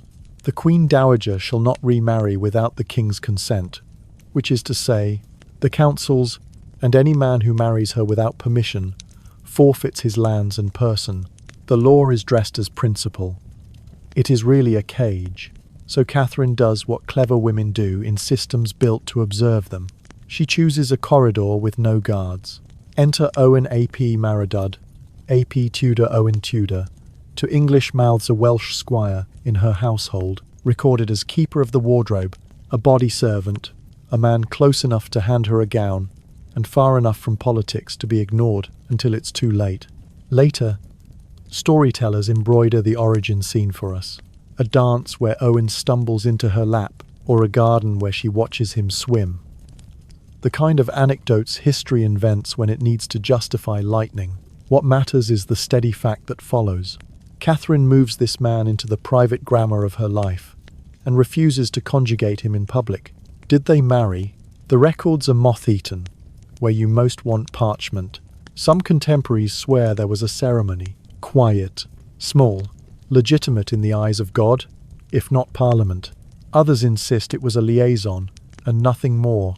Their enemies will decide one way, their children's fortunes another. Between 1430 and 1432 come sons, Edmund and Jasper. A third, Owen, will end his days in a monastery, and there may have been daughters lost to the quiet corners, where medieval girls are archived. The Queen of Two Crowns is now a young mother again, this time to boys who will not inherit the throne, but will inhale its air. Gloucester and his allies smell smoke. They pull Catherine back toward London, then out again. Bermondsey Abbey, a well-upholstered exile, where inconvenient women are reminded to pray quietly. Owen is arrested in 1437 on vague charges. Vagueness is a feature, not a bug. Escapes spectacularly, is caught again, and finally pardoned by the very boy he stepfathered Henry VI. Upon reaching personal rule, looks at these half-brothers, and decides he wants them. In 1452 he makes the decision official. Edmund becomes Earl of Richmond. Jasper, Earl of Pembroke. Titles curl around the boys like armour forged from their mother's second life. What was private now appears on the rolls. Catherine does not live to see the coronets. She dies in January 1437, not yet 36, after a final pregnancy that leaves her exhausted and the court relieved. There is a monument, there is always a monument, but her real memorial is administrative. Two young men repositioned by a royal signature from household footnotes to the front bench of history. They are Lancastrian planks laid across a river of civil war. Jasper becomes the relentless uncle, the networker, the castle fortifier, the safe harbour. Edmund, a gentle, competent man by surviving reports, marries a girl whose bloodline is paperwork and gunpowder. Margaret Beaufort, great-granddaughter of John of Gaunt, her legitimacy patched by king and pope, then hedged by a bar against succession that looks firm until history leans on it. Edmund dies in 1456, likely of plague, in a bleak Welsh winter, his young bride pregnant and alone. The child is born in January 1457 at Pembroke Castle, red stone against salt wind. They name him Henry. If you squint, you can already see the banner at Bosworth and the red and white rose stitched together like a treaty signed in silk. But right now he is an infant whose grandfather was a Welsh squire and whose grandmother once ignored Parliament on purpose. Dynasties are often founded this way, on quiet, stubborn choices in rooms with curtains. Meanwhile, the country tears itself into chapters, York and Lancaster trading the crown like a hot coal. Through it all, Jasper hauls his nephew across the chessboard, Pembroke to Brittany, hunger to hope, teaching him the essential Tudor art. Survive long enough for your luck to look like Providence. In 1485, Henry lands at Milford Haven, walks the same shoreline. His grandfather might have patrolled in borrowed boots, and wins a battle that makes a slogan, God and Saint, David one day, Tudor the next. The banners change. The through line is a widow who declined to remain on her shelf. Pause and look backward. The parliamentary statute meant to prevent a queen from marrying power placed her in the path of a man with none, and thereby cracked open a new royal house. The council's fear was rational. A remarried Catherine could become a conduit for faction. Their solution birthed the very thing they dreaded, only at a different social altitude. Because the law could police the public aisle of her life, Catherine stuffed her agency into the sacristy. The result was not a scandal that burned out in a week. It was a lineage that changed the island's weather. Was she reckless? The adjective often sticks to women who refuse institutional scripts. A fairer word might be proportionate. She had been used as treaty and symbol, then parked in velvet with a warning attached. She reached for joy, yes, but also for a small republic of her own making. A man she chose, a house with doors that opened inward, children whose future was not pre-written by chancery clerks. That privacy was political, because all privacy is, especially for queens. And Owen, he pays history's usual rate for upstart men who marry above their caste. After decades of service to his stepson's cause, he fights for Lancaster at Mortimer's Cross in 1461, is captured and executed in Hereford. There is a story too neat not to be true in spirit, that he asked for his head to be combed before the axe, and declared he had been loyal to his wife. He dies obscure in the hour he should have been a footnote, but his sons keep moving the sentence forward. By the time Henry Tudor takes the crown as Henry VII, Parliament rushes to reconcile a circle it cannot square, a victor with a claim that depends on statute, sword, and storytelling in equal measure. He marries Elizabeth of York, and braids roses like a public ritual of amnesia. The chroniclers will tidy the edges. The lawyers will lacquer the claim. The artists will paint the cheekbones, but if you peel back the Renaissance veneer, the hinge is still Catherine in a private room, ignoring a law written to make her a relic. We often say a dynasty is founded on a battlefield. Sometimes it is founded in a wardrobe, in a dance, in a glance across a garden pool.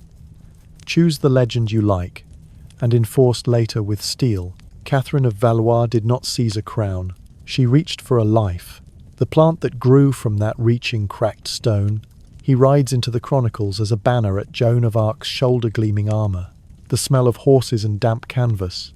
A Breton lord, whose purse bleeds for the cause of France. Gilles de Rais is the kind of hero a troubled kingdom wants to love. Magnificently rich, theatrically brave, descended from houses whose walls have heard Latin prayers and war cries in equal measure. He fights around Orleans. Funds, men, and munitions. Appears where the legend of the maid is trying to become policy. In Victory's afterglow, he spends like a man determined to make memory permanent. The scale is operatic. He pours fortunes into pageantry and piety, reliquaries, chapels, processions that looked like salvation wrapped in cloth of gold. At Machecoul and Tiffauges, he stages a colossal mystery play about the siege of Orleans, thousands of lines, hundreds of costumes, singers, trumpeters, food for the audience, wages for the company. He burns candles, as if trying to outshine the sun. When money stumbles, he sells lands at speed, to anyone who can move parchment. Pieces of Brittany and Poitou, passing into other hands like chessmen. He toys with alchemists and Italians who whisper that gold can be coaxed from base matter if you speak to the right spirits. One necromancer, Francesco Prelati, promises him the favor of a demon called Baron, who will fill his coffers if appeased by certain ceremonies. The ceremonies have rules. All appetites eventually pretend to. Around this splendor, the first children begin to vanish. They are pages bound for a noble house. Choir boys with voices like glass, peasant sons, dazzled by servants, sent ahead with promises of clothing and meat, employment in kitchens, safety from hunger. They follow a steward through a postern gate and into the dark belly of a fortress, where power is a private grammar. What happens next emerges later under oath, and from accomplices whose fear finally unclenches their tongues, the Lord examines the child as if appraising a jewel, comforts him, clothes him, then the ritual tilts. Assault, strangulation, stabbing, decapitation. An inventory of violences that reads like an autopsy of mercy. The bodies are burned in fireplaces, reduced in lime, buried and disinterred. Ash and bone dust scatter into courtyards that will host other entertainments tomorrow. The number is impossible to fix with mathematical certainty. Dozens, perhaps hundreds, killed between roughly 1,432 and 1,440 at Machakul. Tifaugus, Chamtok. The testimony says he loved the instant when life left the body, that he knelt afterward, as if before an altar, confessing to no one but his own appetite. This is the part of the story where you want institutions to be enormous and immediate. They are not. For years the families whisper and disappear back into the hedgerows. For years the church accepts the endowments, the dukes accept the deeds, and the hero wanders from castle to castle staging pageants about virtue. Impunity has a smell, and it smells like incense over rot. What breaks it is not a sudden moral awakening, but a jurisdictional insult. In 1440, amid a legal quarrel over a property he had sold and then tried to retake by force, Gilles seizes a cleric at Saint-Étienne de Mermortayan, act dramatic enough to trip the wire of ecclesiastical wrath. Jean de Malestroit, Bishop of Nantes, opens an inquiry. The Duke of Brittany, John V, eyes, the accounts, and the chance to claw back mortgaged territories. Two courts unroll their tapestries at once. The bishop's court for heresy, sodomy, and demon-invoking. The ducal court for kidnapping, murder, and all that can be punished with rope and fire. Beneath the charges is a simpler question. What do you do when a public saint curdles into private monster and the crimes stain the institutions that dined at his table? The arrests come swiftly in September. Servants break first, Henriette and Poitou, household men who have been the hands that carried messages and bodies both. They recite the liturgy of the castle's hidden rooms, each detail like a stone laid on a grave. Gilles appears before the bishop in October, proud to the point of perjury, relying on his name as if it is armor. He refuses to plead, dares the court to torture him, snarls at clerics who once accepted his silver, threatened with the water torture, confronted with the avalanche of sworn depositions. He pivots, confession floods out. The ecclesiastical record tries to render his speech into the tidy lanes of Latin, but the horror refuses order.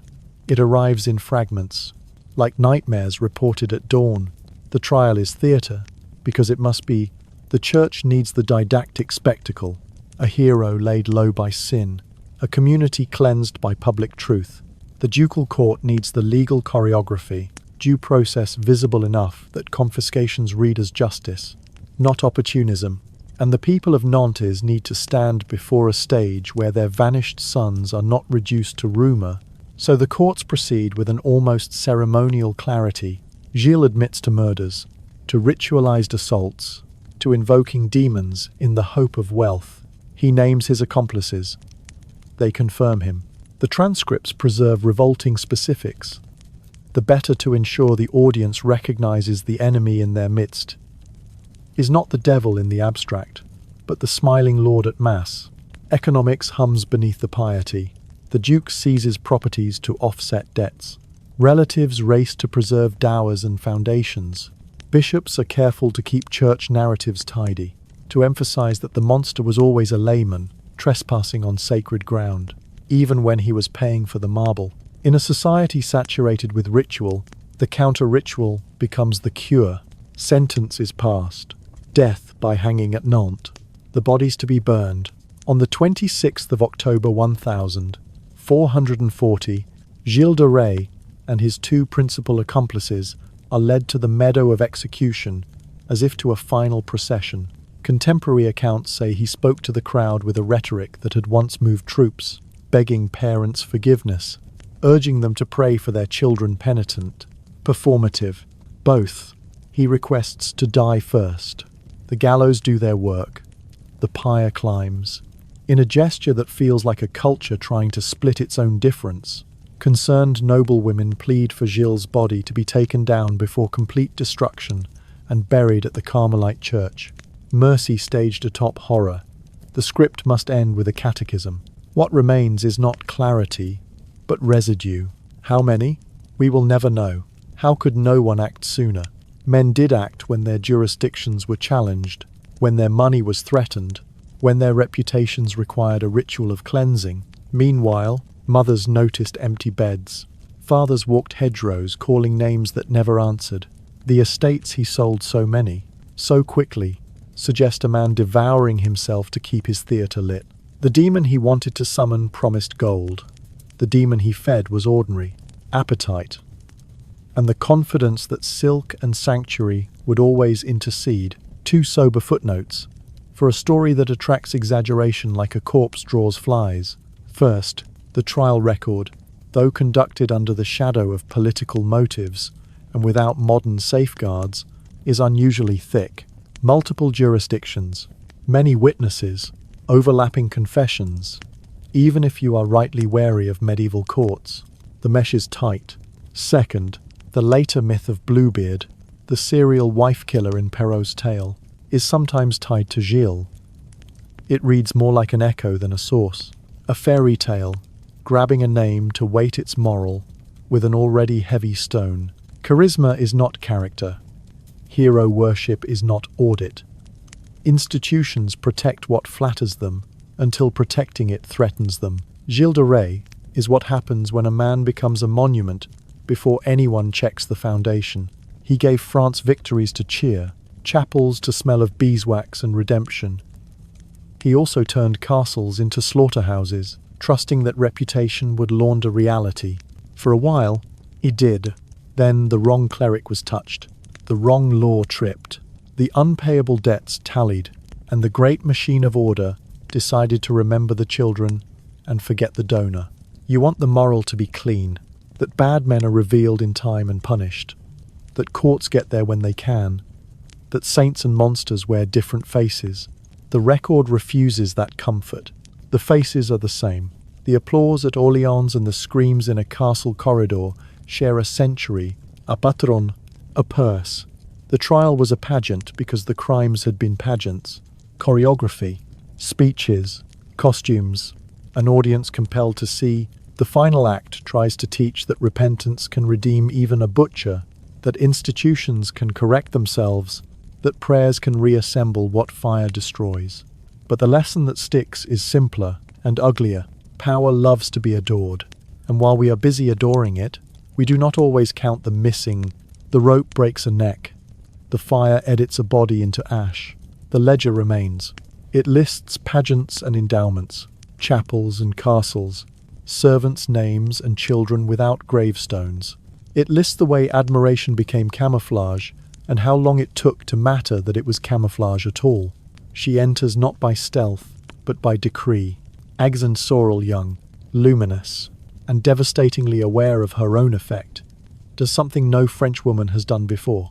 She becomes the king's mistress in public, salaried and titled, the maîtresse en titre, Chalouset, that melancholic monarch whom France had watched drift for years between piety, paralysis, and the memory of a burned peasant girl who once stiffened his spine, suddenly looks awake. Courtiers who had grown used to a sallow, hesitant ruler begin speaking in the present tense again. Chapels are still built, but so are plans. Agans understands that desire is policy if you give it a costume and an audience. She turns fashion into a communically U-hode. The gown's silk that gleams like oil on water, a neckline carved into a bold architectural absence, aren't just scandal, they're punctuation. Look at me becomes look at him. The king's living standard, raised above the tent of his reputation. Monks thunder from pulpits. Nobles imitate her anyway. She becomes France's mirror and metronome. and when she leans toward governance whispers to Charles, needles him out of sulks, warms the cold space where resolve should sit. The court behaves as if the sun has moved. He does not hide her. He builds her a manor, allows petitions to stick to her sleeves before they reach his hand, lets her act as the kingdom's weather vane. The chronicles do not say counsellor, they say mistress. But in a world where titles lag truth, she is both. She bears him daughters, and in the brief span of her ascent, deliberately, radiantly brief, she helps relocate power back into the king's body. The war for France's shape is not won by decolletage, but a nation feels its pulse again. Then, in 1450, she is 28 and travelling, heavily pregnant, to join Charles on campaign. Her belly promises the king another claim on tomorrow. Instead, she sickens at jumages and dies. The court inhales and holds the breath for centuries. Poison, there were rivals who would have uncorked the vial and smiled. Medicine, the era was fond of mercury in powders for parasites, in cosmetics, in cures that did as much killing as care. When her remains are examined long after the banners rot, mercury glitters in the findings. It could be murder. It could be the century's idea of help. Either way, France learns again the lesson it refuses to forget. When a woman's body becomes a conduit for power, it also becomes a battlefield. Rewind, now, to an earlier court where desire didn't revive a king. It detonated a dynasty. Paris, early 1302. 3 royal brides glitter at the French court, stitched into the Capetian system like careful embroidery. The men known as the Dornay brothers glitter, less handsome, sly, not quite careful enough. Gifts circulate, including purses embroidered with a princess's hand. Servants talk. A stable boy watches who goes into the Tour de Nesle on the Seine, and when they come out, in a world built on the worship of order, lineage, the choreography of status, someone hears the rhythm slip and decides to count aloud. King Philip IV's investigation is thorough and theatrical. Torture bends the truth out into public. Confessions drip into the record precisely enough to ruin, without tidying the mess. The Dornay brothers are condemned to an exemplary ending, flayed, mutilated, and hanged, so that Paris can pretend the crime is contained within 2 skins. It is not. Margaret of Burgundy, wife of the future Louis X, is locked in a freezing castle and left there. She will die soon after. Whether of neglect or strangulation depends on which version of justice you like. Blanche of Burgundy fades behind barred windows. Joan of Navarre married to the future. Philip Vives survives the inquest and is eventually rehabilitated, but the acid has already been poured into the bloodstream of legitimacy, because this is about more than beds. It's about succession. When Louis X dies in 1316, he leaves a daughter, also named Joan. Is she even his? If her mother dallied in the tower, does the stain pass to the child? The lawyers, the bishops, the men with feathers in their hats and dust on their shoes, find a solution that feels like theology and sounds like politics. The crown of France cannot pass through a woman, nor to a woman's son. Call it custom, dress it in Latin, later name it Salic law if you like. What it does in practice is slam one door and open others, first to Louis's brother Philip V, then to the next brother Charles IV, and when even that branch withers without a surviving son, to the Valois cousin, who will claim the lilies against an English king, who also claims them. The 100 Years' War doesn't begin inside a single tower, but a tower helps pry it open. The scandals props purses, the cold geometry of a river tower, the public theatre of punishment matter, because they anchor the part we prefer to float in myth. Princesses do not tumble dynasties by themselves. They supply the oxygen, the rest is men with motives, clerics with pens, jurists with appetites for clean lines in messy rooms. The Tour de Nesle becomes a useful story, a moral about female appetite and social decay that can be told and retold whenever a law needs covering fire. Meanwhile, the real effects slither outward. A dead queen in a stone shell, a child's claim turned to kindling, a doctrine retrofitted to look ancient. Together, Agson Sorrel and the Tour de Nez teach the same hard grammar from opposite directions. One shows how a woman can channel desire into a lever that lifts a king, and, briefly, a kingdom toward action. The other shows how desire, once framed as disorder, can be used to redraw the rules for power itself. In both cases, the private room is not private. It is a council chamber with different curtains, and in both, the bill arrives in public. He is 19 when he finally becomes what his courtiers brag he already is, a king of movement, a man who can lift a sword and make the map tilt. Alfonso XI of Castile, raised on regencies and noble tantrums, pulls the realm back under the bridle and rides it south. He wins the great set piece at Rosalado in 1340, with Portugal at his shoulder. The Marinid tide breaks and runs. He squeezes Algeciras into surrender after a siege that eats 2 years and a winter's worth of patience. He founds an order of chivalry, the Banda, to bind fractious nobles into something like discipline. On campaign, he is relentless. Up before the drums, asleep after the council fires gutter. The frontier with Granada is both war zone and apprenticeship. Every spring, a raid. Every autumn, a reprisal. The king himself a rhythm, and then, in Seville, another rhythm. Her name is Leonor de Guzman, noble-born, clever-eyed, and possessed of that most dangerous gift in a court, composure. Alfonso meets her young. He does not pretend to hide her. He marries Maria of Portugal for treaties and dynastic hygiene, and leaves her to her prayers. Leonor becomes not a shadow, but a second son. The king builds a parallel court around her houses, revenues, a household of petitioners who learn it is sometimes faster to go through Leonor than through law.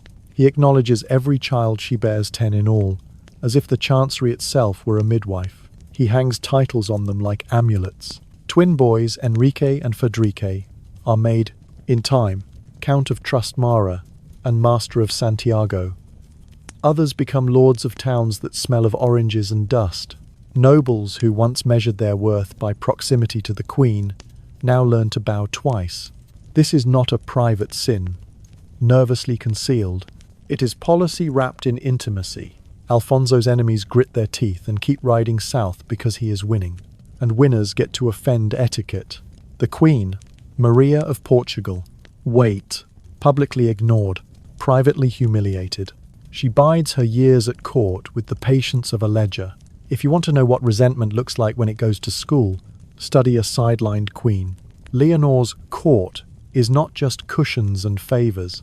It is an instrument. She can soothe a noble's fury with a gift, redirect a lawsuit, ease attacks, place a son in a military order. The great southern lordships Medina Sidonia, Marchena answer not only to the king's seals but to her voice. Alfonso trusts her judgment. He is a soldier king who has found, in peacetime's messier hours, a minister with soft hands. The price is written in the margins. Maria's dignity, clerical disgust, the slow radicalization of men who think they have been displaced by velvet. Then 1348 turns the air sour. The plague lopes across Europe, teaching kings and beggars the same cough. Alfonso, in the spring of 1350, kneels before Gibraltar with his army ringed around its rock. Advisors tell him what every sensible ruler hears that year. Break camp, break off, survive.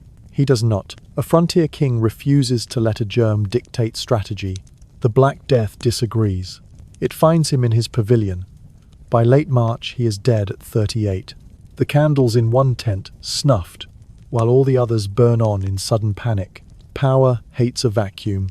In the swarming aftermath, Maria of Portugal steps forward with the swiftness of a woman who has rehearsed this moment in silence. Her son, Pedro, new king. Young, untried, owes her everything. Leonor owes her a death. Seville, Ciardoba, Talavera, names that blur in the speed of retribution. The Queen Mother has the mistress arrested, moved, contained. Whether Pedro signs the order or merely looks away, the end is the same. In 1351, Leonor de Guzman is executed, unqueenly and unshriven. in a world that suddenly feels colder for having satisfied its piety. What dies with her is not only a woman but a settlement. The 10 children Leonor gave Alfonso are not a scandal now. They are a faction. Enrique of Trasmara, the slighted bastard, with a new hatred stitched into him at the throat, takes his grief and makes it into a banner. His brothers gather the disaffected lords, elbowed aside by Pedro's stiff temper, men who prospered under Leonor's regime and now find ledgers closed and doors barred. The realm splits along a seam first cut by desire. On one side, the queen's son, on the other, the lovers' sons. The Black Death left orchards unpicked and parishes unmanned. Now the kingdom adds massacres, zegas, and betrayals to the harvest. Pedro called the justiciero by admirers, the cruel by enemies' rules. With a blade that refuses to learn nuance, he kills his half-brother Frederic in Seville with the intimacy of a personal quarrel, blood spilled, not on a battlefield, but on palace tiles.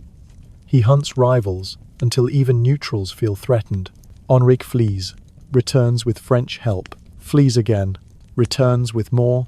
The 100 Years' War leaks into Castile through the cracks of a royal marriage gone poisonous. The Black Prince of England marches across the Meseta on Pedro's behalf. Bertrand du Guesclin answers for Enrique. The chivalry of Europe rehearses its grudges in Spanish dust. At Montiel in 1369. The ledger closes brutally when Enrique takes Pedro's life in a tent, the quarrel finally finishing, where it began too many men in too small a room. It is fashionable to blame women when dynasties burn, as if the wick were in their bodies and not in the hands that held them. It is truer to say that Alfonso XI made the realm learn a new grammar, that a king could make a second court out of preference, and that preference could harden into structure when the man who held it together died. The structure did not gently fold. It snapped into titles, loyalties, ambitions. Maria's revenge was not just a mother's reckoning. It was the fuse on a mine already laid, running under every grant Alfonso inked at Leonor's request. Wars of succession are often sold as contests between legitimacy and usurpation. In Castile efter Etusine or 300 or Heltres, the terms are uglier and more honest. It is a war between a queen's memory and a mistress's sons, between a principle printed in canon law and the lived reality of 10 boys raised to think the realm had room for them. The plague chose the moment, intimacy chose the sides. After the lovers' candles went out, the country discovered that the smoke could still choke a generation. Night lifts off Mount Parnassus like a veil, and the mountain answers with stone. Everything here has been arranged to teach your body the lesson your mind already suspects. You are small, and the gods are not. The sacred way does not climb so much as coil, a deliberate serpent's path that slows the proud and gathers the fearful, zigzagging past treasuries that glitter like bragging rights. Athenian marble, Spartan austerity, Corinthian curves each city-state, declaring, "We were favoured here." On a plinth sits the omphalos, the navel, a rippled stone swaddled in carved netting, the point where Zeus's mythic eagles intersected and the world found its centre. It is not large, it does not need to be. A single stone can anchor a civilization, if enough people decide it does.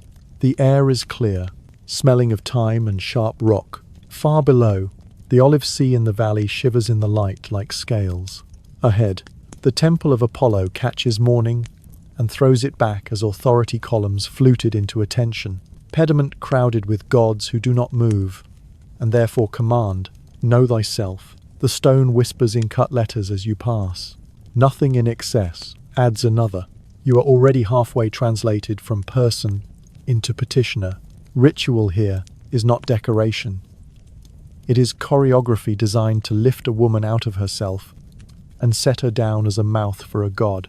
The Pythia does not begin as holy. She is chosen. In the old stories she is young and untouched. In later, safer practice, she is older, past childbearing, of the town, with a life that can be given up without robbing a household of a daughter. She walks to the water first. The Castalian spring is bone cold, where it slicks the rock, Pilgrims wash their hands and faces there, but she bathes. Cleansing is not about hygiene. It's about telling the ordinary to wait outside. Laurel crowns the head. The way a thought crowns a sentence, Apollo's tree. Memory of Daphne's metamorphosis, pressed into leaves that whisper when the high breeze threads them. She chews laurel for the taste of God in the mouth, drinks from the chrysotis that seeps beneath the temple, breathes incense that turns the air visible. Priests attend her, not just witnesses, but stage managers and doctrinal engineers. They sing, they sprinkle, they set the tempo. A goat brought for testing shivers when sprinkled with cold water. If it doesn't, the day is not auspicious. If it does, the day becomes a throat. Inside, the temple's public brightness dims into intention. Past the altar, past the columns that teach the eye to count, the floor drops toward the adyton. The not to be entered where the Pythia's tripod waits like a minimal throne. 3 bronze legs, a seat for a body about to become an instrument. The stone here is fractured, veined. Stories say, vapors rise sweet and faint from a fissure, not a choking cloud, but a suggestion, enough to soften the edges of the room. Whether what rides the air is geology or theatre hardly matters to the people who climb the sacred way. The effect is the same. The Pythia sits, laurel in her fist, bowl of spring water at her knee. She wraps her breath around the place and lets the place answer back. The trembling that begins is not performance. It is surrender with witnesses. What she says, when she says it, is not grammar at first. It comes as syllables like shards, as murmur and cry, as phrases that seem to arrive at an angle rather than straight on. The men of the god, the propheti, and priests who keep the keys, audit the offerings, and remember yesterday's answers, stand close enough to catch every fragment. They are translators and gatekeepers, midwives to meaning. They will catch the raw utterance and spin it onto the loom of verse. Hexameter, if Apollo is in the mood for poetry. Clean prose. If a king needs clarity, he can pretend to understand. They will decide what leaves the room. They will decide when the god has said enough. Outside, at the temple's edge, the rest of the machine works without visible strain.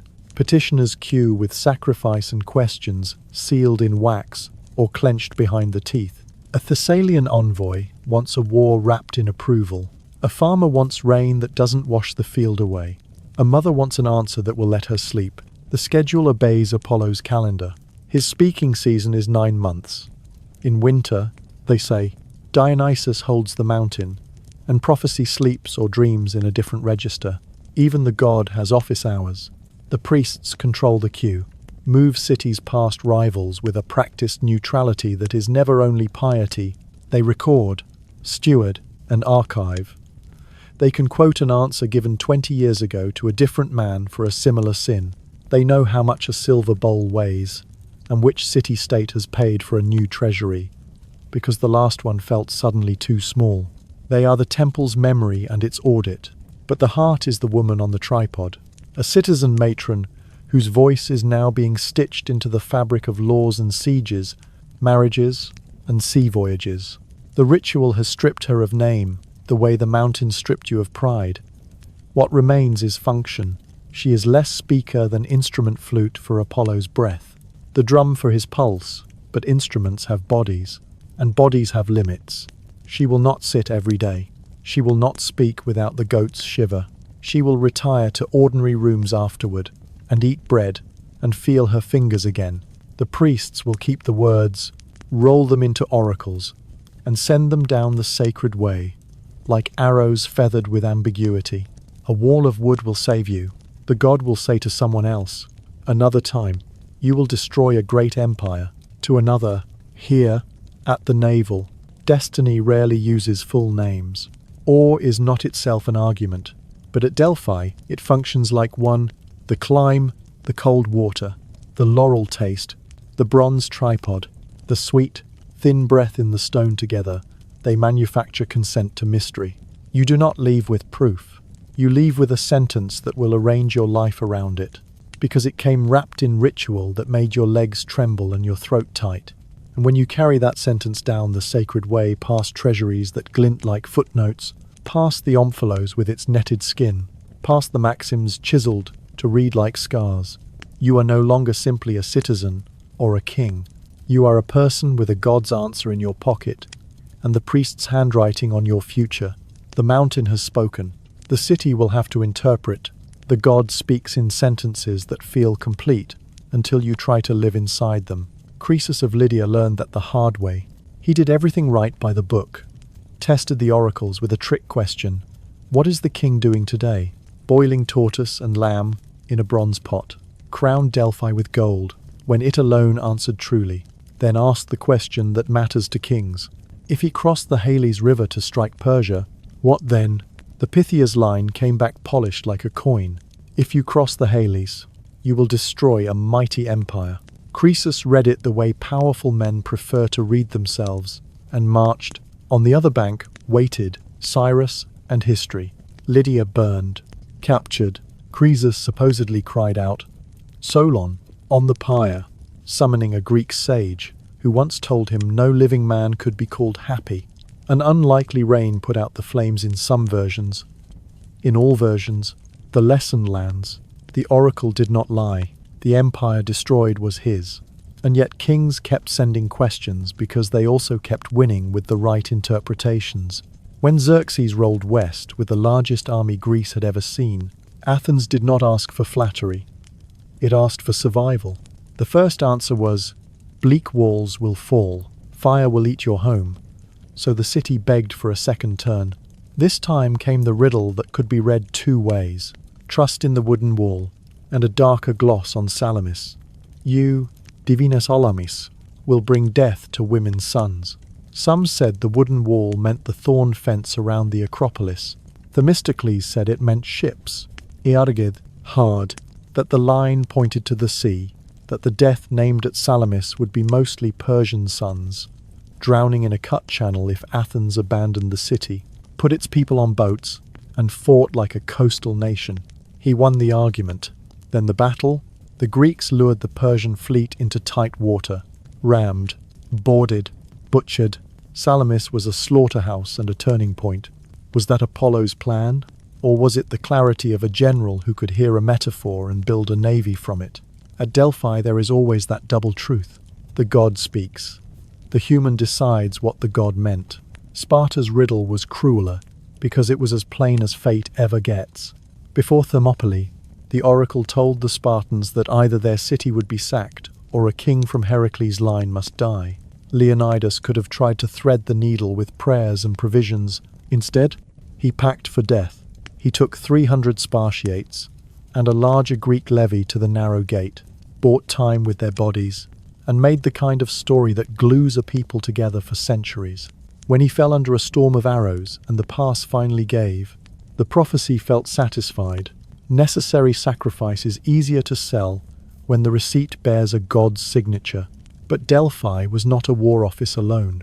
Between the golden offerings and state emergencies came the ordinary human traffic that keeps a sanctuary alive long after armies go home. A farmer climbed to ask whether to sow before the hill frost. A mother asked if a daughter should marry into the next valley. A shipmaster wanted to know if the winds would hold through the month.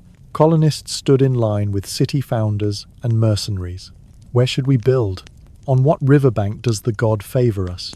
Whole towns grew from those cryptic directions. Go to Libya. Seek the land where men have wooden feet. And people arrived at new coasts, saw locals on reed sandals, and felt confirmation settle into their bones. Lawgivers, too, came for sanction. The aura mattered. A law that could be traced to Apollo stood taller in the assembly than one born only of a politician's mind. Even the order of sacrifice, the size of fines, the cleanliness of drains could be wrapped in the temple's authority and obeyed because the god, not a neighbor, was said to demand it. Every day, whether you were a king or a woman with one cow, you walked past the stone sentences cut at the temple's entrance and let them sit like pebbles in the shoe. Know thyself, nothing in excess. They read like philosophy compressed for travelers, a warning against hubris, so pure it works without footnotes. The 7 sages were said to have coined them. Delphi made them public policy. They set the tone the opposite of flattery. The place that told Croesus he would ruin himself told everyone else to watch their footing. And then came the question that set a fuse in philosophy.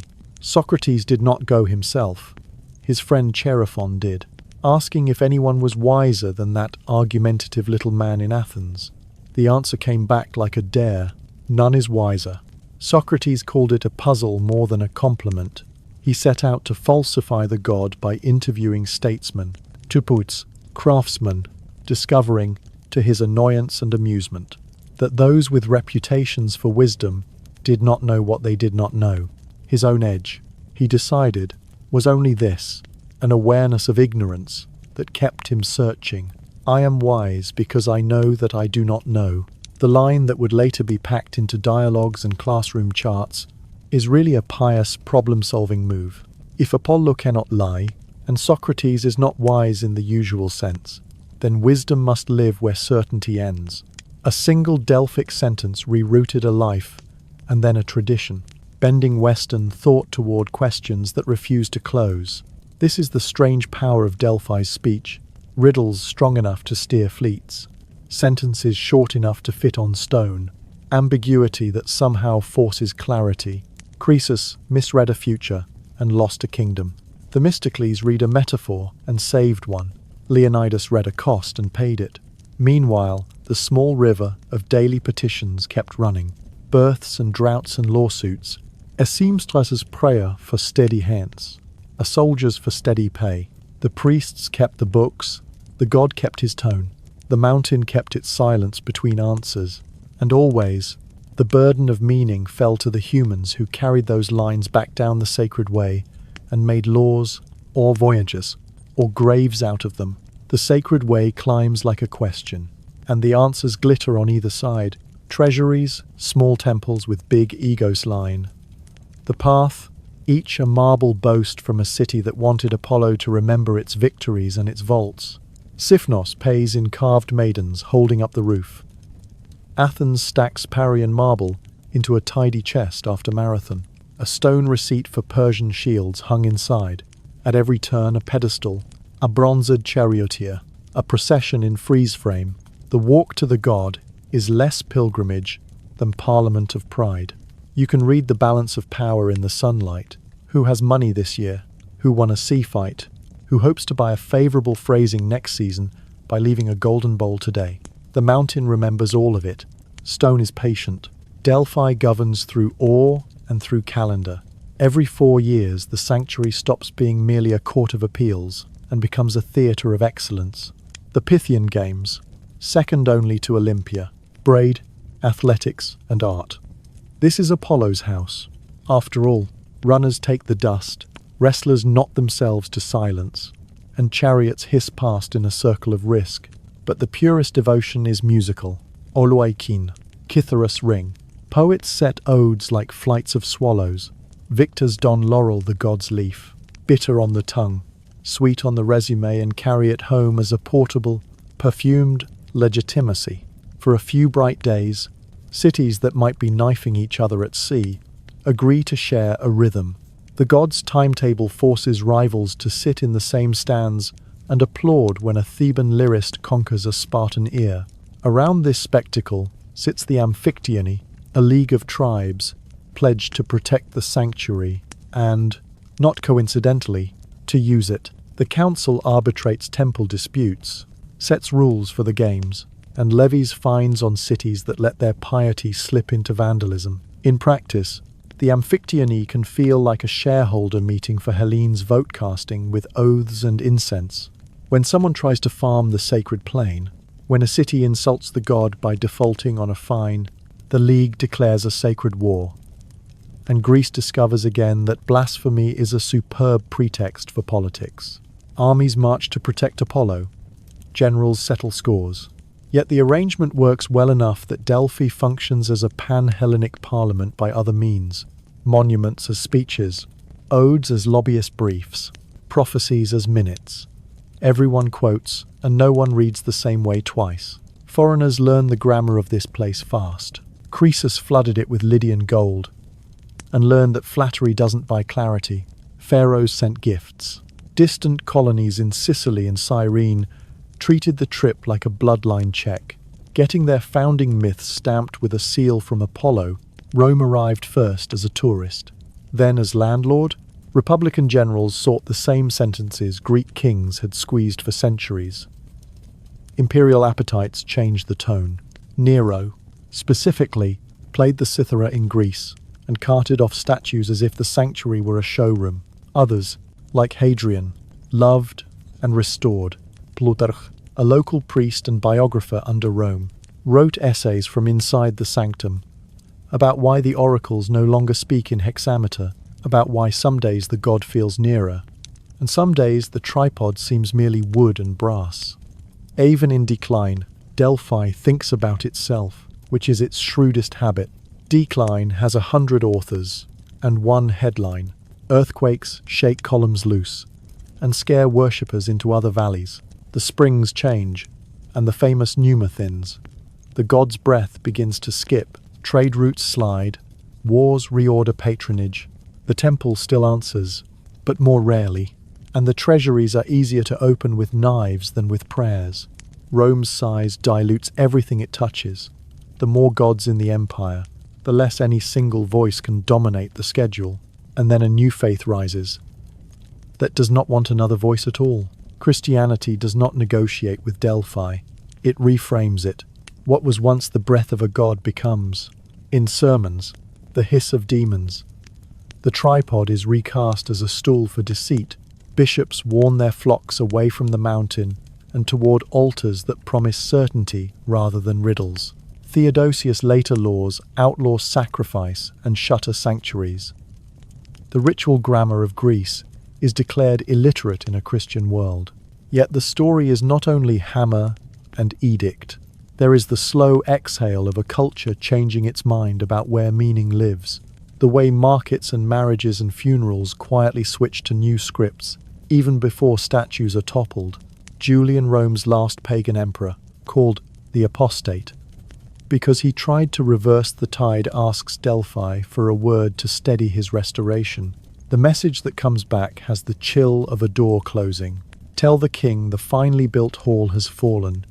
Phoebus has no house, no prophetic laurel, no singing spring. The voice is stilled. It reads like a resignation letter composed by the mountain itself.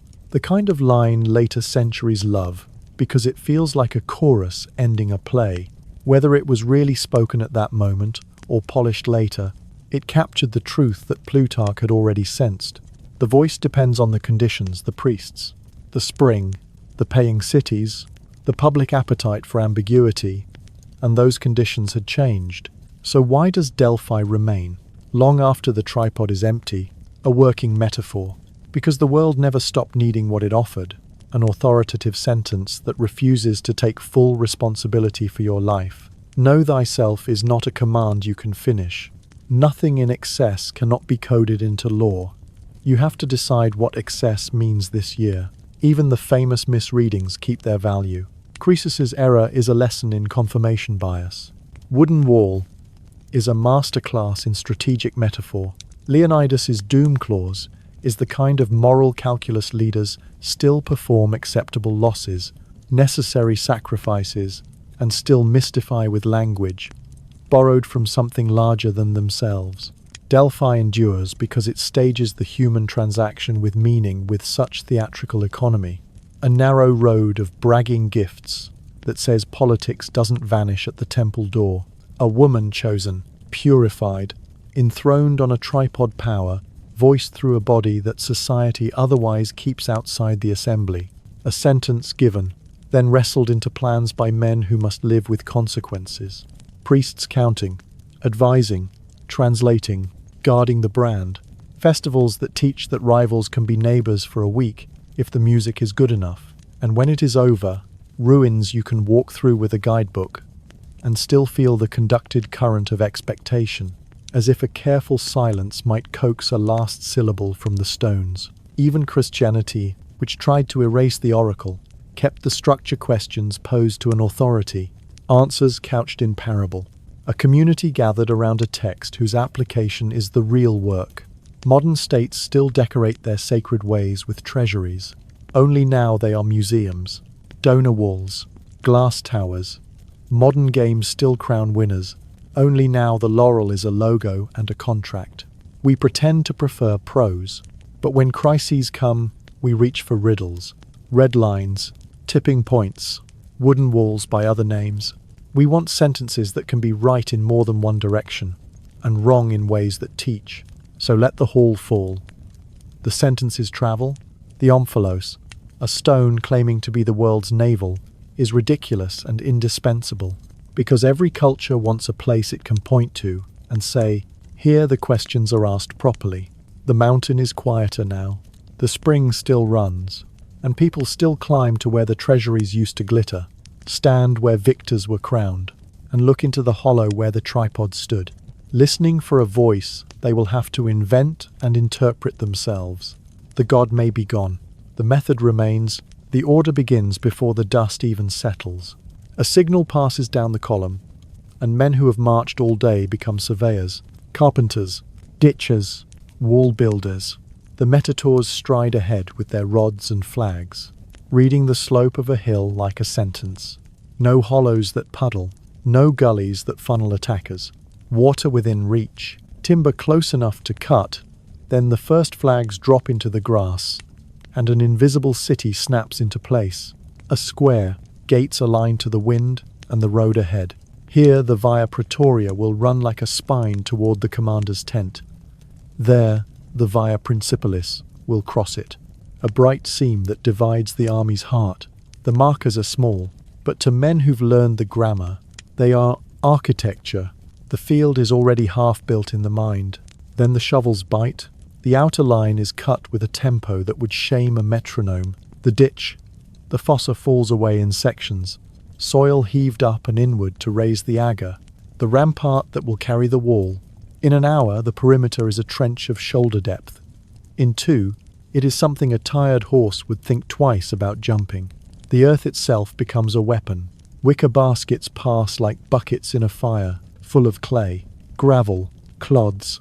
Centurions walk the line with vine staffs, not to strike men faster than they can breathe, but to keep the pace from slipping by a heartbeat. The legion knows a simple truth. Fatigue is a smaller enemy than surprise. The palisade climbs on the agger in a comb of sharpened stakes. The valley each soldier has carried on his back like thorns for a beast. He knows he must assemble at nightfall. Hammering punctuates the ditcher's rhythm. The crest bristles all the way round until the square looks less like a camp and more like a threat. By sunset, a field that belonged to nobody now belongs to Rome by right of labour. Within the walls, the grid appears. The Via Praetoria runs from the main gate to the Praetorium, the general's headquarters, a canvas palace bigger than a house and twice as busy. The Via Principalis crosses before it, a parade ground, a marketplace, a court of law as need requires. Standards are planted nearby the silvered hands. The bulls, the eagle itself, polished faces catching the last of the light, as if the sun owes them one more salute. The square about them becomes a forum by habit. Orders posted, rations issued, punishments read, tents bloom in rows. 8 men to a contubernarium, always the same place in the formation, no matter the country beneath their feet. A shallow trench behind each line carries off the rain. Pegs bite hard, ropes sing, packs are stacked, shields leaned, cloaks shaken out into something like beds. The ingenuity of repetition stitches comfort into the corners. A pole set, just so to hang a pot, a stone levelled for a stool, a leather flap cut to keep the wind from the lamp. The cavalry claim a larger plot horses watered first, rubbed down, their tack inspected as jealously as a man's own kit. Stores go where the quartermasters point grain and oil, vinegar, salt, the ironmongery of spare nails and tent stakes, the coils of rope, the skins of water. A space near the Praetorium becomes an aid post where the medics work. Capsarii, with their bandage caps and brass tweezers. Surgeons with boxes of bone saws and lint. This is not the stone hospital of a permanent fort, but it is order, and order is half a cure. Nearby, a pit for offal, a strict grid of latrines cut deep and set downwind. with a shallow ditch of running water, if the site allows. The Roman army treats waste like an enemy and gives him a ditch as well. Trumpets stitch the hours together. A tuberson sends a brassy ribbon across the tents. First call for water, second for wood, third for grain. Cook fires light in measured rows, controlled to ember, the glow kept low along the rampart, so the night beyond stays darker than the night within. Porridge thickens, bread toasts on iron, a strip of bacon hisses like small thunder. Men eat across their knees in the rope triangle of their tent, swapping coarse jokes and careful news. A rumour about the next day's river crossing, a guess at the distance to the enemy, a sigh about boots and their need for new hobnails. Before full dark, the password moves through the ranks, a tessera carried from centurion to optio to the contubernium, whispered and memorized, the camp's own language for a single night. The watch list is posted vigiliae in 4 beats, and lots are cast for who takes which hours at the wall and which at the inner posts. No one pretends this is democratic. The rotations have their own arithmetic of fairness and punishment known to every century. To stand the second watch is to fight sleep when the body wants it most. To take the fourth is to tremble with the cold that comes just before dawn. The gates are closed and barred. The first relief goes out. Men with spears and shields, some with slings, all with eyes sharp for dust. That is not the wind, and a rustle that is not a hair. They pace the rampart walk and the towers at the corners, shadows on the skyline, counting their steps. The distance from the ram's skull set on a post to the split in the paling, the place where the grass hisses. If a sentry hears his own breath too loud, he coughs on purpose to reset his ears. He knows too well the penalty for sleep. Fustuarium is a word with splinters in it, the clubbing to death of a man who nods where others trust him to stay awake. Rome is a mother who loves discipline more than sons. Inside, the silence is not quite still. A patrol turns a corner with soft sandals on hard earth. A mule coughs in the tethering line. Across the Via Principalis, a clerk in the praetorium scrapes a stylus over wax as an officer dictates fatigue duties for tomorrow's third cohort. A cornisan practices a phrase or seems to. Really, he is teaching his lungs the night air. In a tent near the centre, maps go down on a folding table. The rivers bend in charcoal. A village in Uchra, a guest wood in pale green. Scouts come in like cats, drop their reports, and leave before their names can be remembered. The general listens, nods, says little. He looks at the standards in the lamplight. He has slept under their eyes too long to pretend they are only metal. In the streets between the tent lines, men resole a sandal by firelight. Someone mutters a prayer to a household god whose face has lived in a pouch through 5 campaigns. A new recruit writes home in a hand like falling fences, his letter already a boast, or an apology, depending on how tomorrow goes. The veteran's laughter is low. Private names of old valleys, the curve of an old scar traced like a coastline. They talk about water, where it ran sweet in Spain, where it ran fast in Thrace. What this river will do, if the storms to the north have been as heavy as the shepherds said. Their comfort is not hope, but familiarity. The camp is the same wherever it stands. The earth is foreign only until the stakes go in. Sometimes lightning scars the horizon, and the men on the wall count 1, 2, 3, until the thunder answers.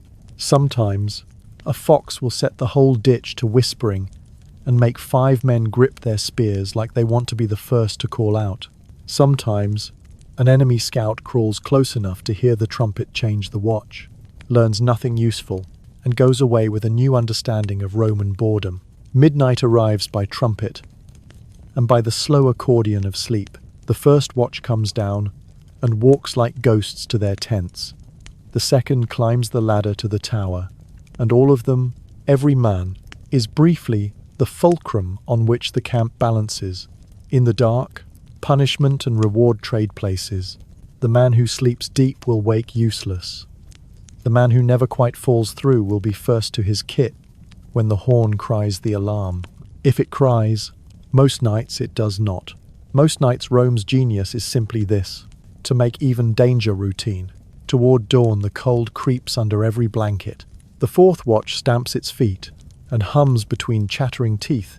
Somewhere a tuberson wets the mouth of his horn and tests a note so low it is more felt than heard. The eastern sky becomes a paler sort of black, and men wake to it before the trumpet says they must, because the army's clock is older than brass.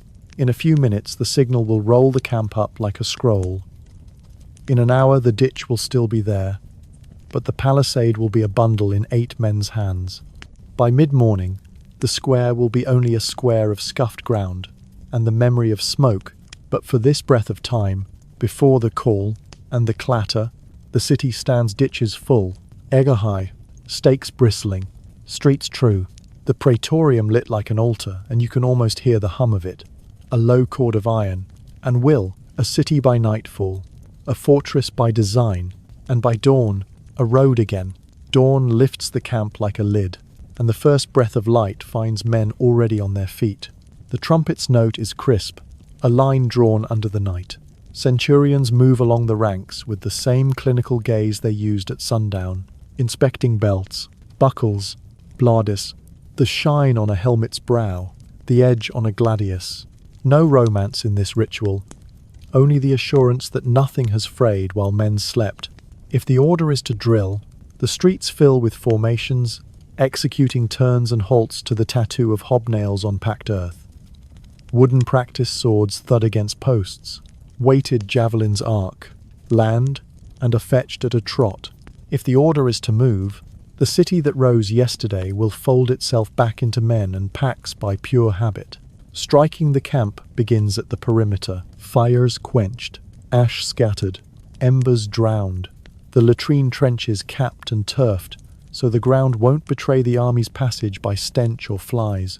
Along the rampart, the valley, the sharpened stakes are wrenched free, with a grunt and a twist, mud combed from their points, then bound with rope in the neat bundles each contubernium can shoulder. The agger slumps an inch as men pry the last stakes from its spine. The ditch takes its first fall of loose spoil as shovels push a skin of earth back into the cut. No one expects to erase all traces, only to deny the next set of eyes a ready-made fortress and a readable story. Inside the lines, leather walls collapse with a practiced snap. 8 men to a tent. Move like a single creature, pegs up, ropes coiled, poles nested, hides folded tight, so rain slides off rather than in when the weather turns. Cloaks roll with spare tunic and sandals into cylinders that look like nothing but necessity. The pack swells with kit picks, spades, a cookpot blackened by last night's porridge and bacon, a millstone, half meant for grinding grain and half for reminding backs they are Roman. Every bundle is bound, every bundle owned. A century that needs a mule to carry what men should carry has not been trained enough. Quartermasters walk the wagons and count like misers. Sacks of grain, amphorae of oil and vinegar, tool chests, spare javelinschafts, coils of rope, nails, wedges, an extra set of tent hides, for when the first storm reminds everyone what canvas really is. A clerk scratches inventory into wax. The medical chest closes with a wooden click, linton needles stowed, saws wrapped in oiled cloth.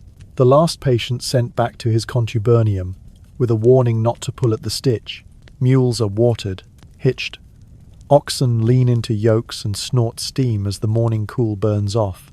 Then comes the order of march no accident, all arithmetic. Scouts and cavalry open the road, light as handwriting ahead of the text, eyes combing ridgelines and cut banks for ambush, noses testing the wind for dust that isn't theirs. Engineers follow with their tools, ready to fell a tree. Shore, a bog, throw a bridge from wicker and will. The legions step out in blocks with their standards breathing gold at the corners. Between them, the baggage train creaks and mutters, guarded left and right by men who can drop a pole and lift a shield in a single movement. Camp followers smiths, sutlers, slaves, the whole travelling city's shadow, are penned into the centre and watched. The rear guard is last and least forgiving, a comb through the field that snags stragglers and swears at them into pace. When the tuberson gives the long call, The whole thing moves as if on one hinge. Some seasons the hinge barely turns, because the camp is meant to last. In winter the army goes to ground in the Hiberna, a slow camp with bones. Timber huts rise where leather once sagged, roofs thatched and pitched against months of snow and rain, streets ditched and gravelled, granaries lifted on stone piers to keep the damp and rats at bay. A bathhouse if wood and water allow, because hot water is discipline made steam. The palisade becomes a real wall. The gate towers grow a second story, and the ditch deepens until it looks like a decision. Workshops, sprout carpenters, truing wagon wheels, armourers riveting segments of corselet, leather workers cutting new soles. The Hiberna is a town that remembers it is a weapon. At a siege, the memory flips outward and multiplies. One camp becomes a belt of them. The ditch doubles into two lines, one facing in to choke the besieged, one facing out to fend off rescuers. The Latin has the ugly poetry of precision, circumvallation and contravallation, rings of earth that say no in both directions, towers, platforms for engines, protected roads for moving under arrow fire, depots that grow into magazines. Signal flags talk from one fort to the next and down the line to the headquarters, where maps show two concentric throats closing. The besieged look out and see labour turned into fate. Not every day gives time for belts and battlements. Ambush or storm, or a column pressed hard by an enemy's shadow demands an emergency camp, a laager raised in hours or less.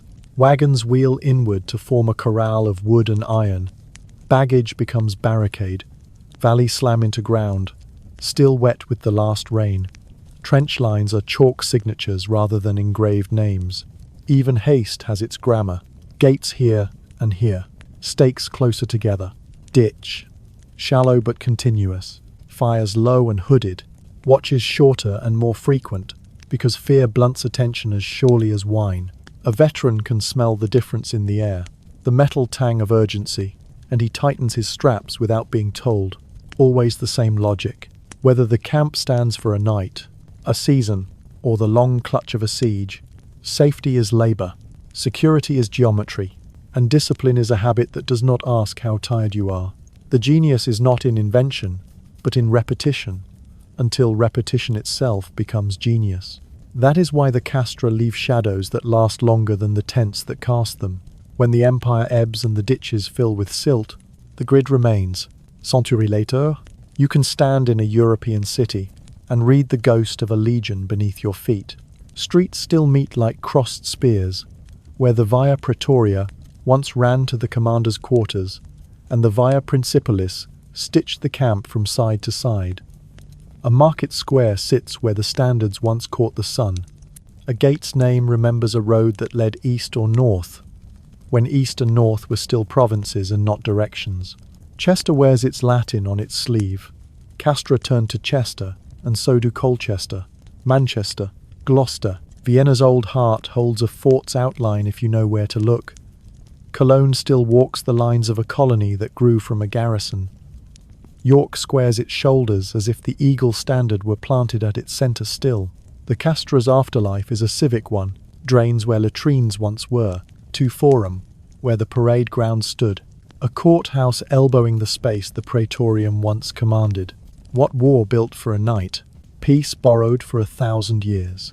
On the road again, the army moves away from its own absence.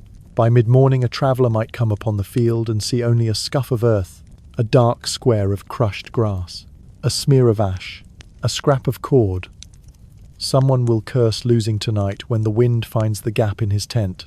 But the men have their city on their backs, the stakes in a coil, the leather folded, the habit of gates and streets, and silence at the walls, folded into muscle memory. They march, they halt, they build, they sleep, they break, as they go, vanishing fortresses, made and unmade by breath and brass, by shovels and will. The empire's footprint is a grid you can't quite see, except in the way its soldiers walk, already measuring the next square of ground. He doesn't join for glory. He joins because the harvest failed twice in 5 years, and his father's fields can't carry another adult back, because a baker in Sabura laughed him out of a job, because a recruiting table looks like certainty in an uncertain world. The officer weighs him with a butcher's eye teeth good, chest broad, legs like posts, and nods. A wax tablet scratches his name into Rome. The first payment advances across the table in counted bronze. A promise of future land is spoken like a blessing and a bet. He steps away from the line and toward the oath. They form ranks beneath the standard, the bronze eagle, bright as a small sun. Right hands lift. The words of the sacramentum are simple and absolute. Obey the commanders. Never desert. Place the republic later. The emperor above breath and blood. It is a vow with witnesses, comrades, officers, gods, and the mute glittering bird that will outlive them all. When the trumpet cuts the air and the hands drop, a boundary has been crossed. Yesterday, he was a son or a street boy. Now he is property of Rome. The transformation begins with small indignities that add up to identity. A belt, the cingulum bites his hips and tells his body where soldier begins. Hobnailed sandals, caligae, teach his feet the language of distance on stone and dirt. A plain wool tunic, a cloak, a kit bag that seems to fill itself with necessary iron. Shovel, pick, mallet, pegs. He expects steel and gets wood. In his hand, the rudis, a wooden sword, is heavier than any weapon has a right to be. The practiced javelin weighs like a grudge. The instructors smile without mirth. Make training harder than war, they say, and war becomes work. Morning and afternoon blur into drill, until drill is the day. He learns to march as if the earth had grooves only Romans can see. Step, step, step. Halt so that 1,000 feet sound like one animal. He turns on command, lifts a shield to order, pivots without thought. On the field of posts, the palace ground, he hacks and thrusts at timber until his shoulders burn and his palms open like fruit. The rudist teaches him economy. The edge is nothing. The point is everything. Centurions walk the ranks with vine staves in hand and gods in their eyes. The first time his shield droops, the Vitus kisses his back. It will not be the last. The march is the other school, 20 miles under a summer sun, with 90 pounds on his back. And then the shovels. He learns why veterans call themselves Marius's mules, and say it with pride. He hears the grades of misery, ordinary march, forced march, and the kind of day when distance stretches like hunger. He learns that blisters lie, that wet wool is a second skin, that the smartest men in the world can be defeated by a badly packed bag. At night he sleeps in a leather room with 7 others. The contubernium, his new family, his first court, his final jury. They tease him when he snores, steal his bread when he stares, and shove their own rations into his hand. When they see his hand shake, punishment is the grammar of the legion, cruel, because indiscipline kills more surely than an enemy blade. Late to roll call, extra ditch, dirty kit, a flogging and a public lesson in shame. Fall asleep on watch, and you will not wake to a second chance. The fustuarium, death by clubbing at the hands of your peers, is the price for endangering the many. Mutiny, or collective cowardice. And the old fear surfaces. Decimation, 1 man in 10, chosen by lot, beaten to death by the other 9. It happens rarely. It lives in every man's bones. Between those extremes, the centurion's vine staff writes its lines on muscle and resolves disputes more efficiently than counsel and complaint. Yet the army is not only sticks and orders, it builds a man as it breaks him. The contubernium shares bread, wine, oil, jokes filthy enough to make a sailor blush. The long, low songs that measure distance when miles unspool like rope. An older man shows him how to lace a sandal so it doesn't chew his foot to bone, how to fold a cloak so rain runs off it, how to dry it by a fire without feeding it to the flames. He learns to grind grain on the millstone without swearing, to simmer porridge without burning it, to brew a courage of sorts from vinegar and water. He learns the art of silence, in ranks, at night, in the presence of officers, in front of the eagle. Then, one morning that looks like any other, war acquires a face. Scouts return with dust in their throats. Trumpets wake the metal in every man. The line forms. Shields lock. The weight on his left arm turns from practice to prayer. The cornison's call rises. The ranks slope forward at a steady walk that feels like defiance. At 50 paces, the peeler go up, and out iron shanks, bending on impact like hooks in a great tearing net. The air between the lines is full of sound. A rattling rain of missiles. A cloud of curses. The dry moan of men who thought themselves brave until this breath. The first shock is a physical thing. A collision of wood and nerve. The scooter smash and hold. He wants to swing. His training holds him to thrust. A blade slides where a rib cage opens. Another slides toward him and glances from his rim. He ducks without seeing the blade that would have unzipped him, because the man next to him shoves him with a shield and calls him an idiot and a brother in the same breath. Time narrows. The line flexes and knots and holds. He becomes a verb. Step, strike, step, breathe. When the enemy breaks, it is not victory he feels first. It is the absence of pressure, the terrifying quiet where noise was. Then the shouting returns, and men are men again, counting, checking, discovering who is gone. There is no day off for grief. The living police, the field, collect the wounded, lift the dead, and return to the camp to lift a shovel, as if the ground were an enemy that must be defeated before night. In the dark, the veterans tell short stories with long silences. They do not lie. They do not comfort. They pass a flask and a lesson. Fear is expected. Panic is forbidden. And tomorrow is like today, except your hands will shake less. Months pass. The recruit's body answers to a new logic. Calluses bloom on his palms like badges. The hobnails under his sandals wear to a smooth slate that sings on stone. A shield no longer drags his left shoulder down. His right stab is a metronome that counts breaths. His pack is lighter because he learned what not to carry. His belt carries more than a knife. It carries the way he walks. The tunic fits the man it has remade. When he finally exchanges practice wood for the weapon he has dreamt of, the gladius feels like a promise kept. The first time he wears full armor hamata's mesh weight or segmented bands of the lorica that turn his torso into arithmetic. The mirror in the tent flap shows a stranger he recognizes. On his shield's painted face, the legion's insignia stares back like a commandment. Respect arrives without ceremony. A centurion's insults grow specific. He no longer calls you boy. He calls you by name. The veterans who once laughed at your soft hands ask you to check a strap, to help settle a mule, to take the first watch. Because you're steady when the third hour drifts. The contubernium trusts you to wake when the trumpet cracks the dawn, to carry the stake, to lift. When lifting is all there is, pride sneaks in, not in songs or swagger, but in the way you touch the eagle with 2 fingers before a march, as if to ground yourself to something heavier than fear. Rome gives in exchange for what it takes. Stipend in coin, rations in weight, shares of plunder when plunder comes, a promise of land a rectangle waiting at the end of the years, furrows that will be your own to cut. But the true payment is not measured in bronze or acres. It is the new answer to the old question. Who are you? Not Marcus, farmer's son, not Lucius, Eli runner, a legionary of the X, of the IV Flavia, of whichever number and cognomen binds your fate to an eagle and a road. The boy went to the table for pay. The man now lifts his kit for belonging.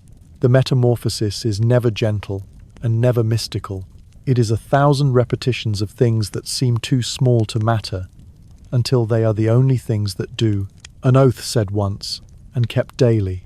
Abeltincht, a wooden sword swung until the shoulder knots become rope. A march that teaches feet to be stubborn and a mind to be calm. A punishment that makes you hate the man with the vine staff and thank him later.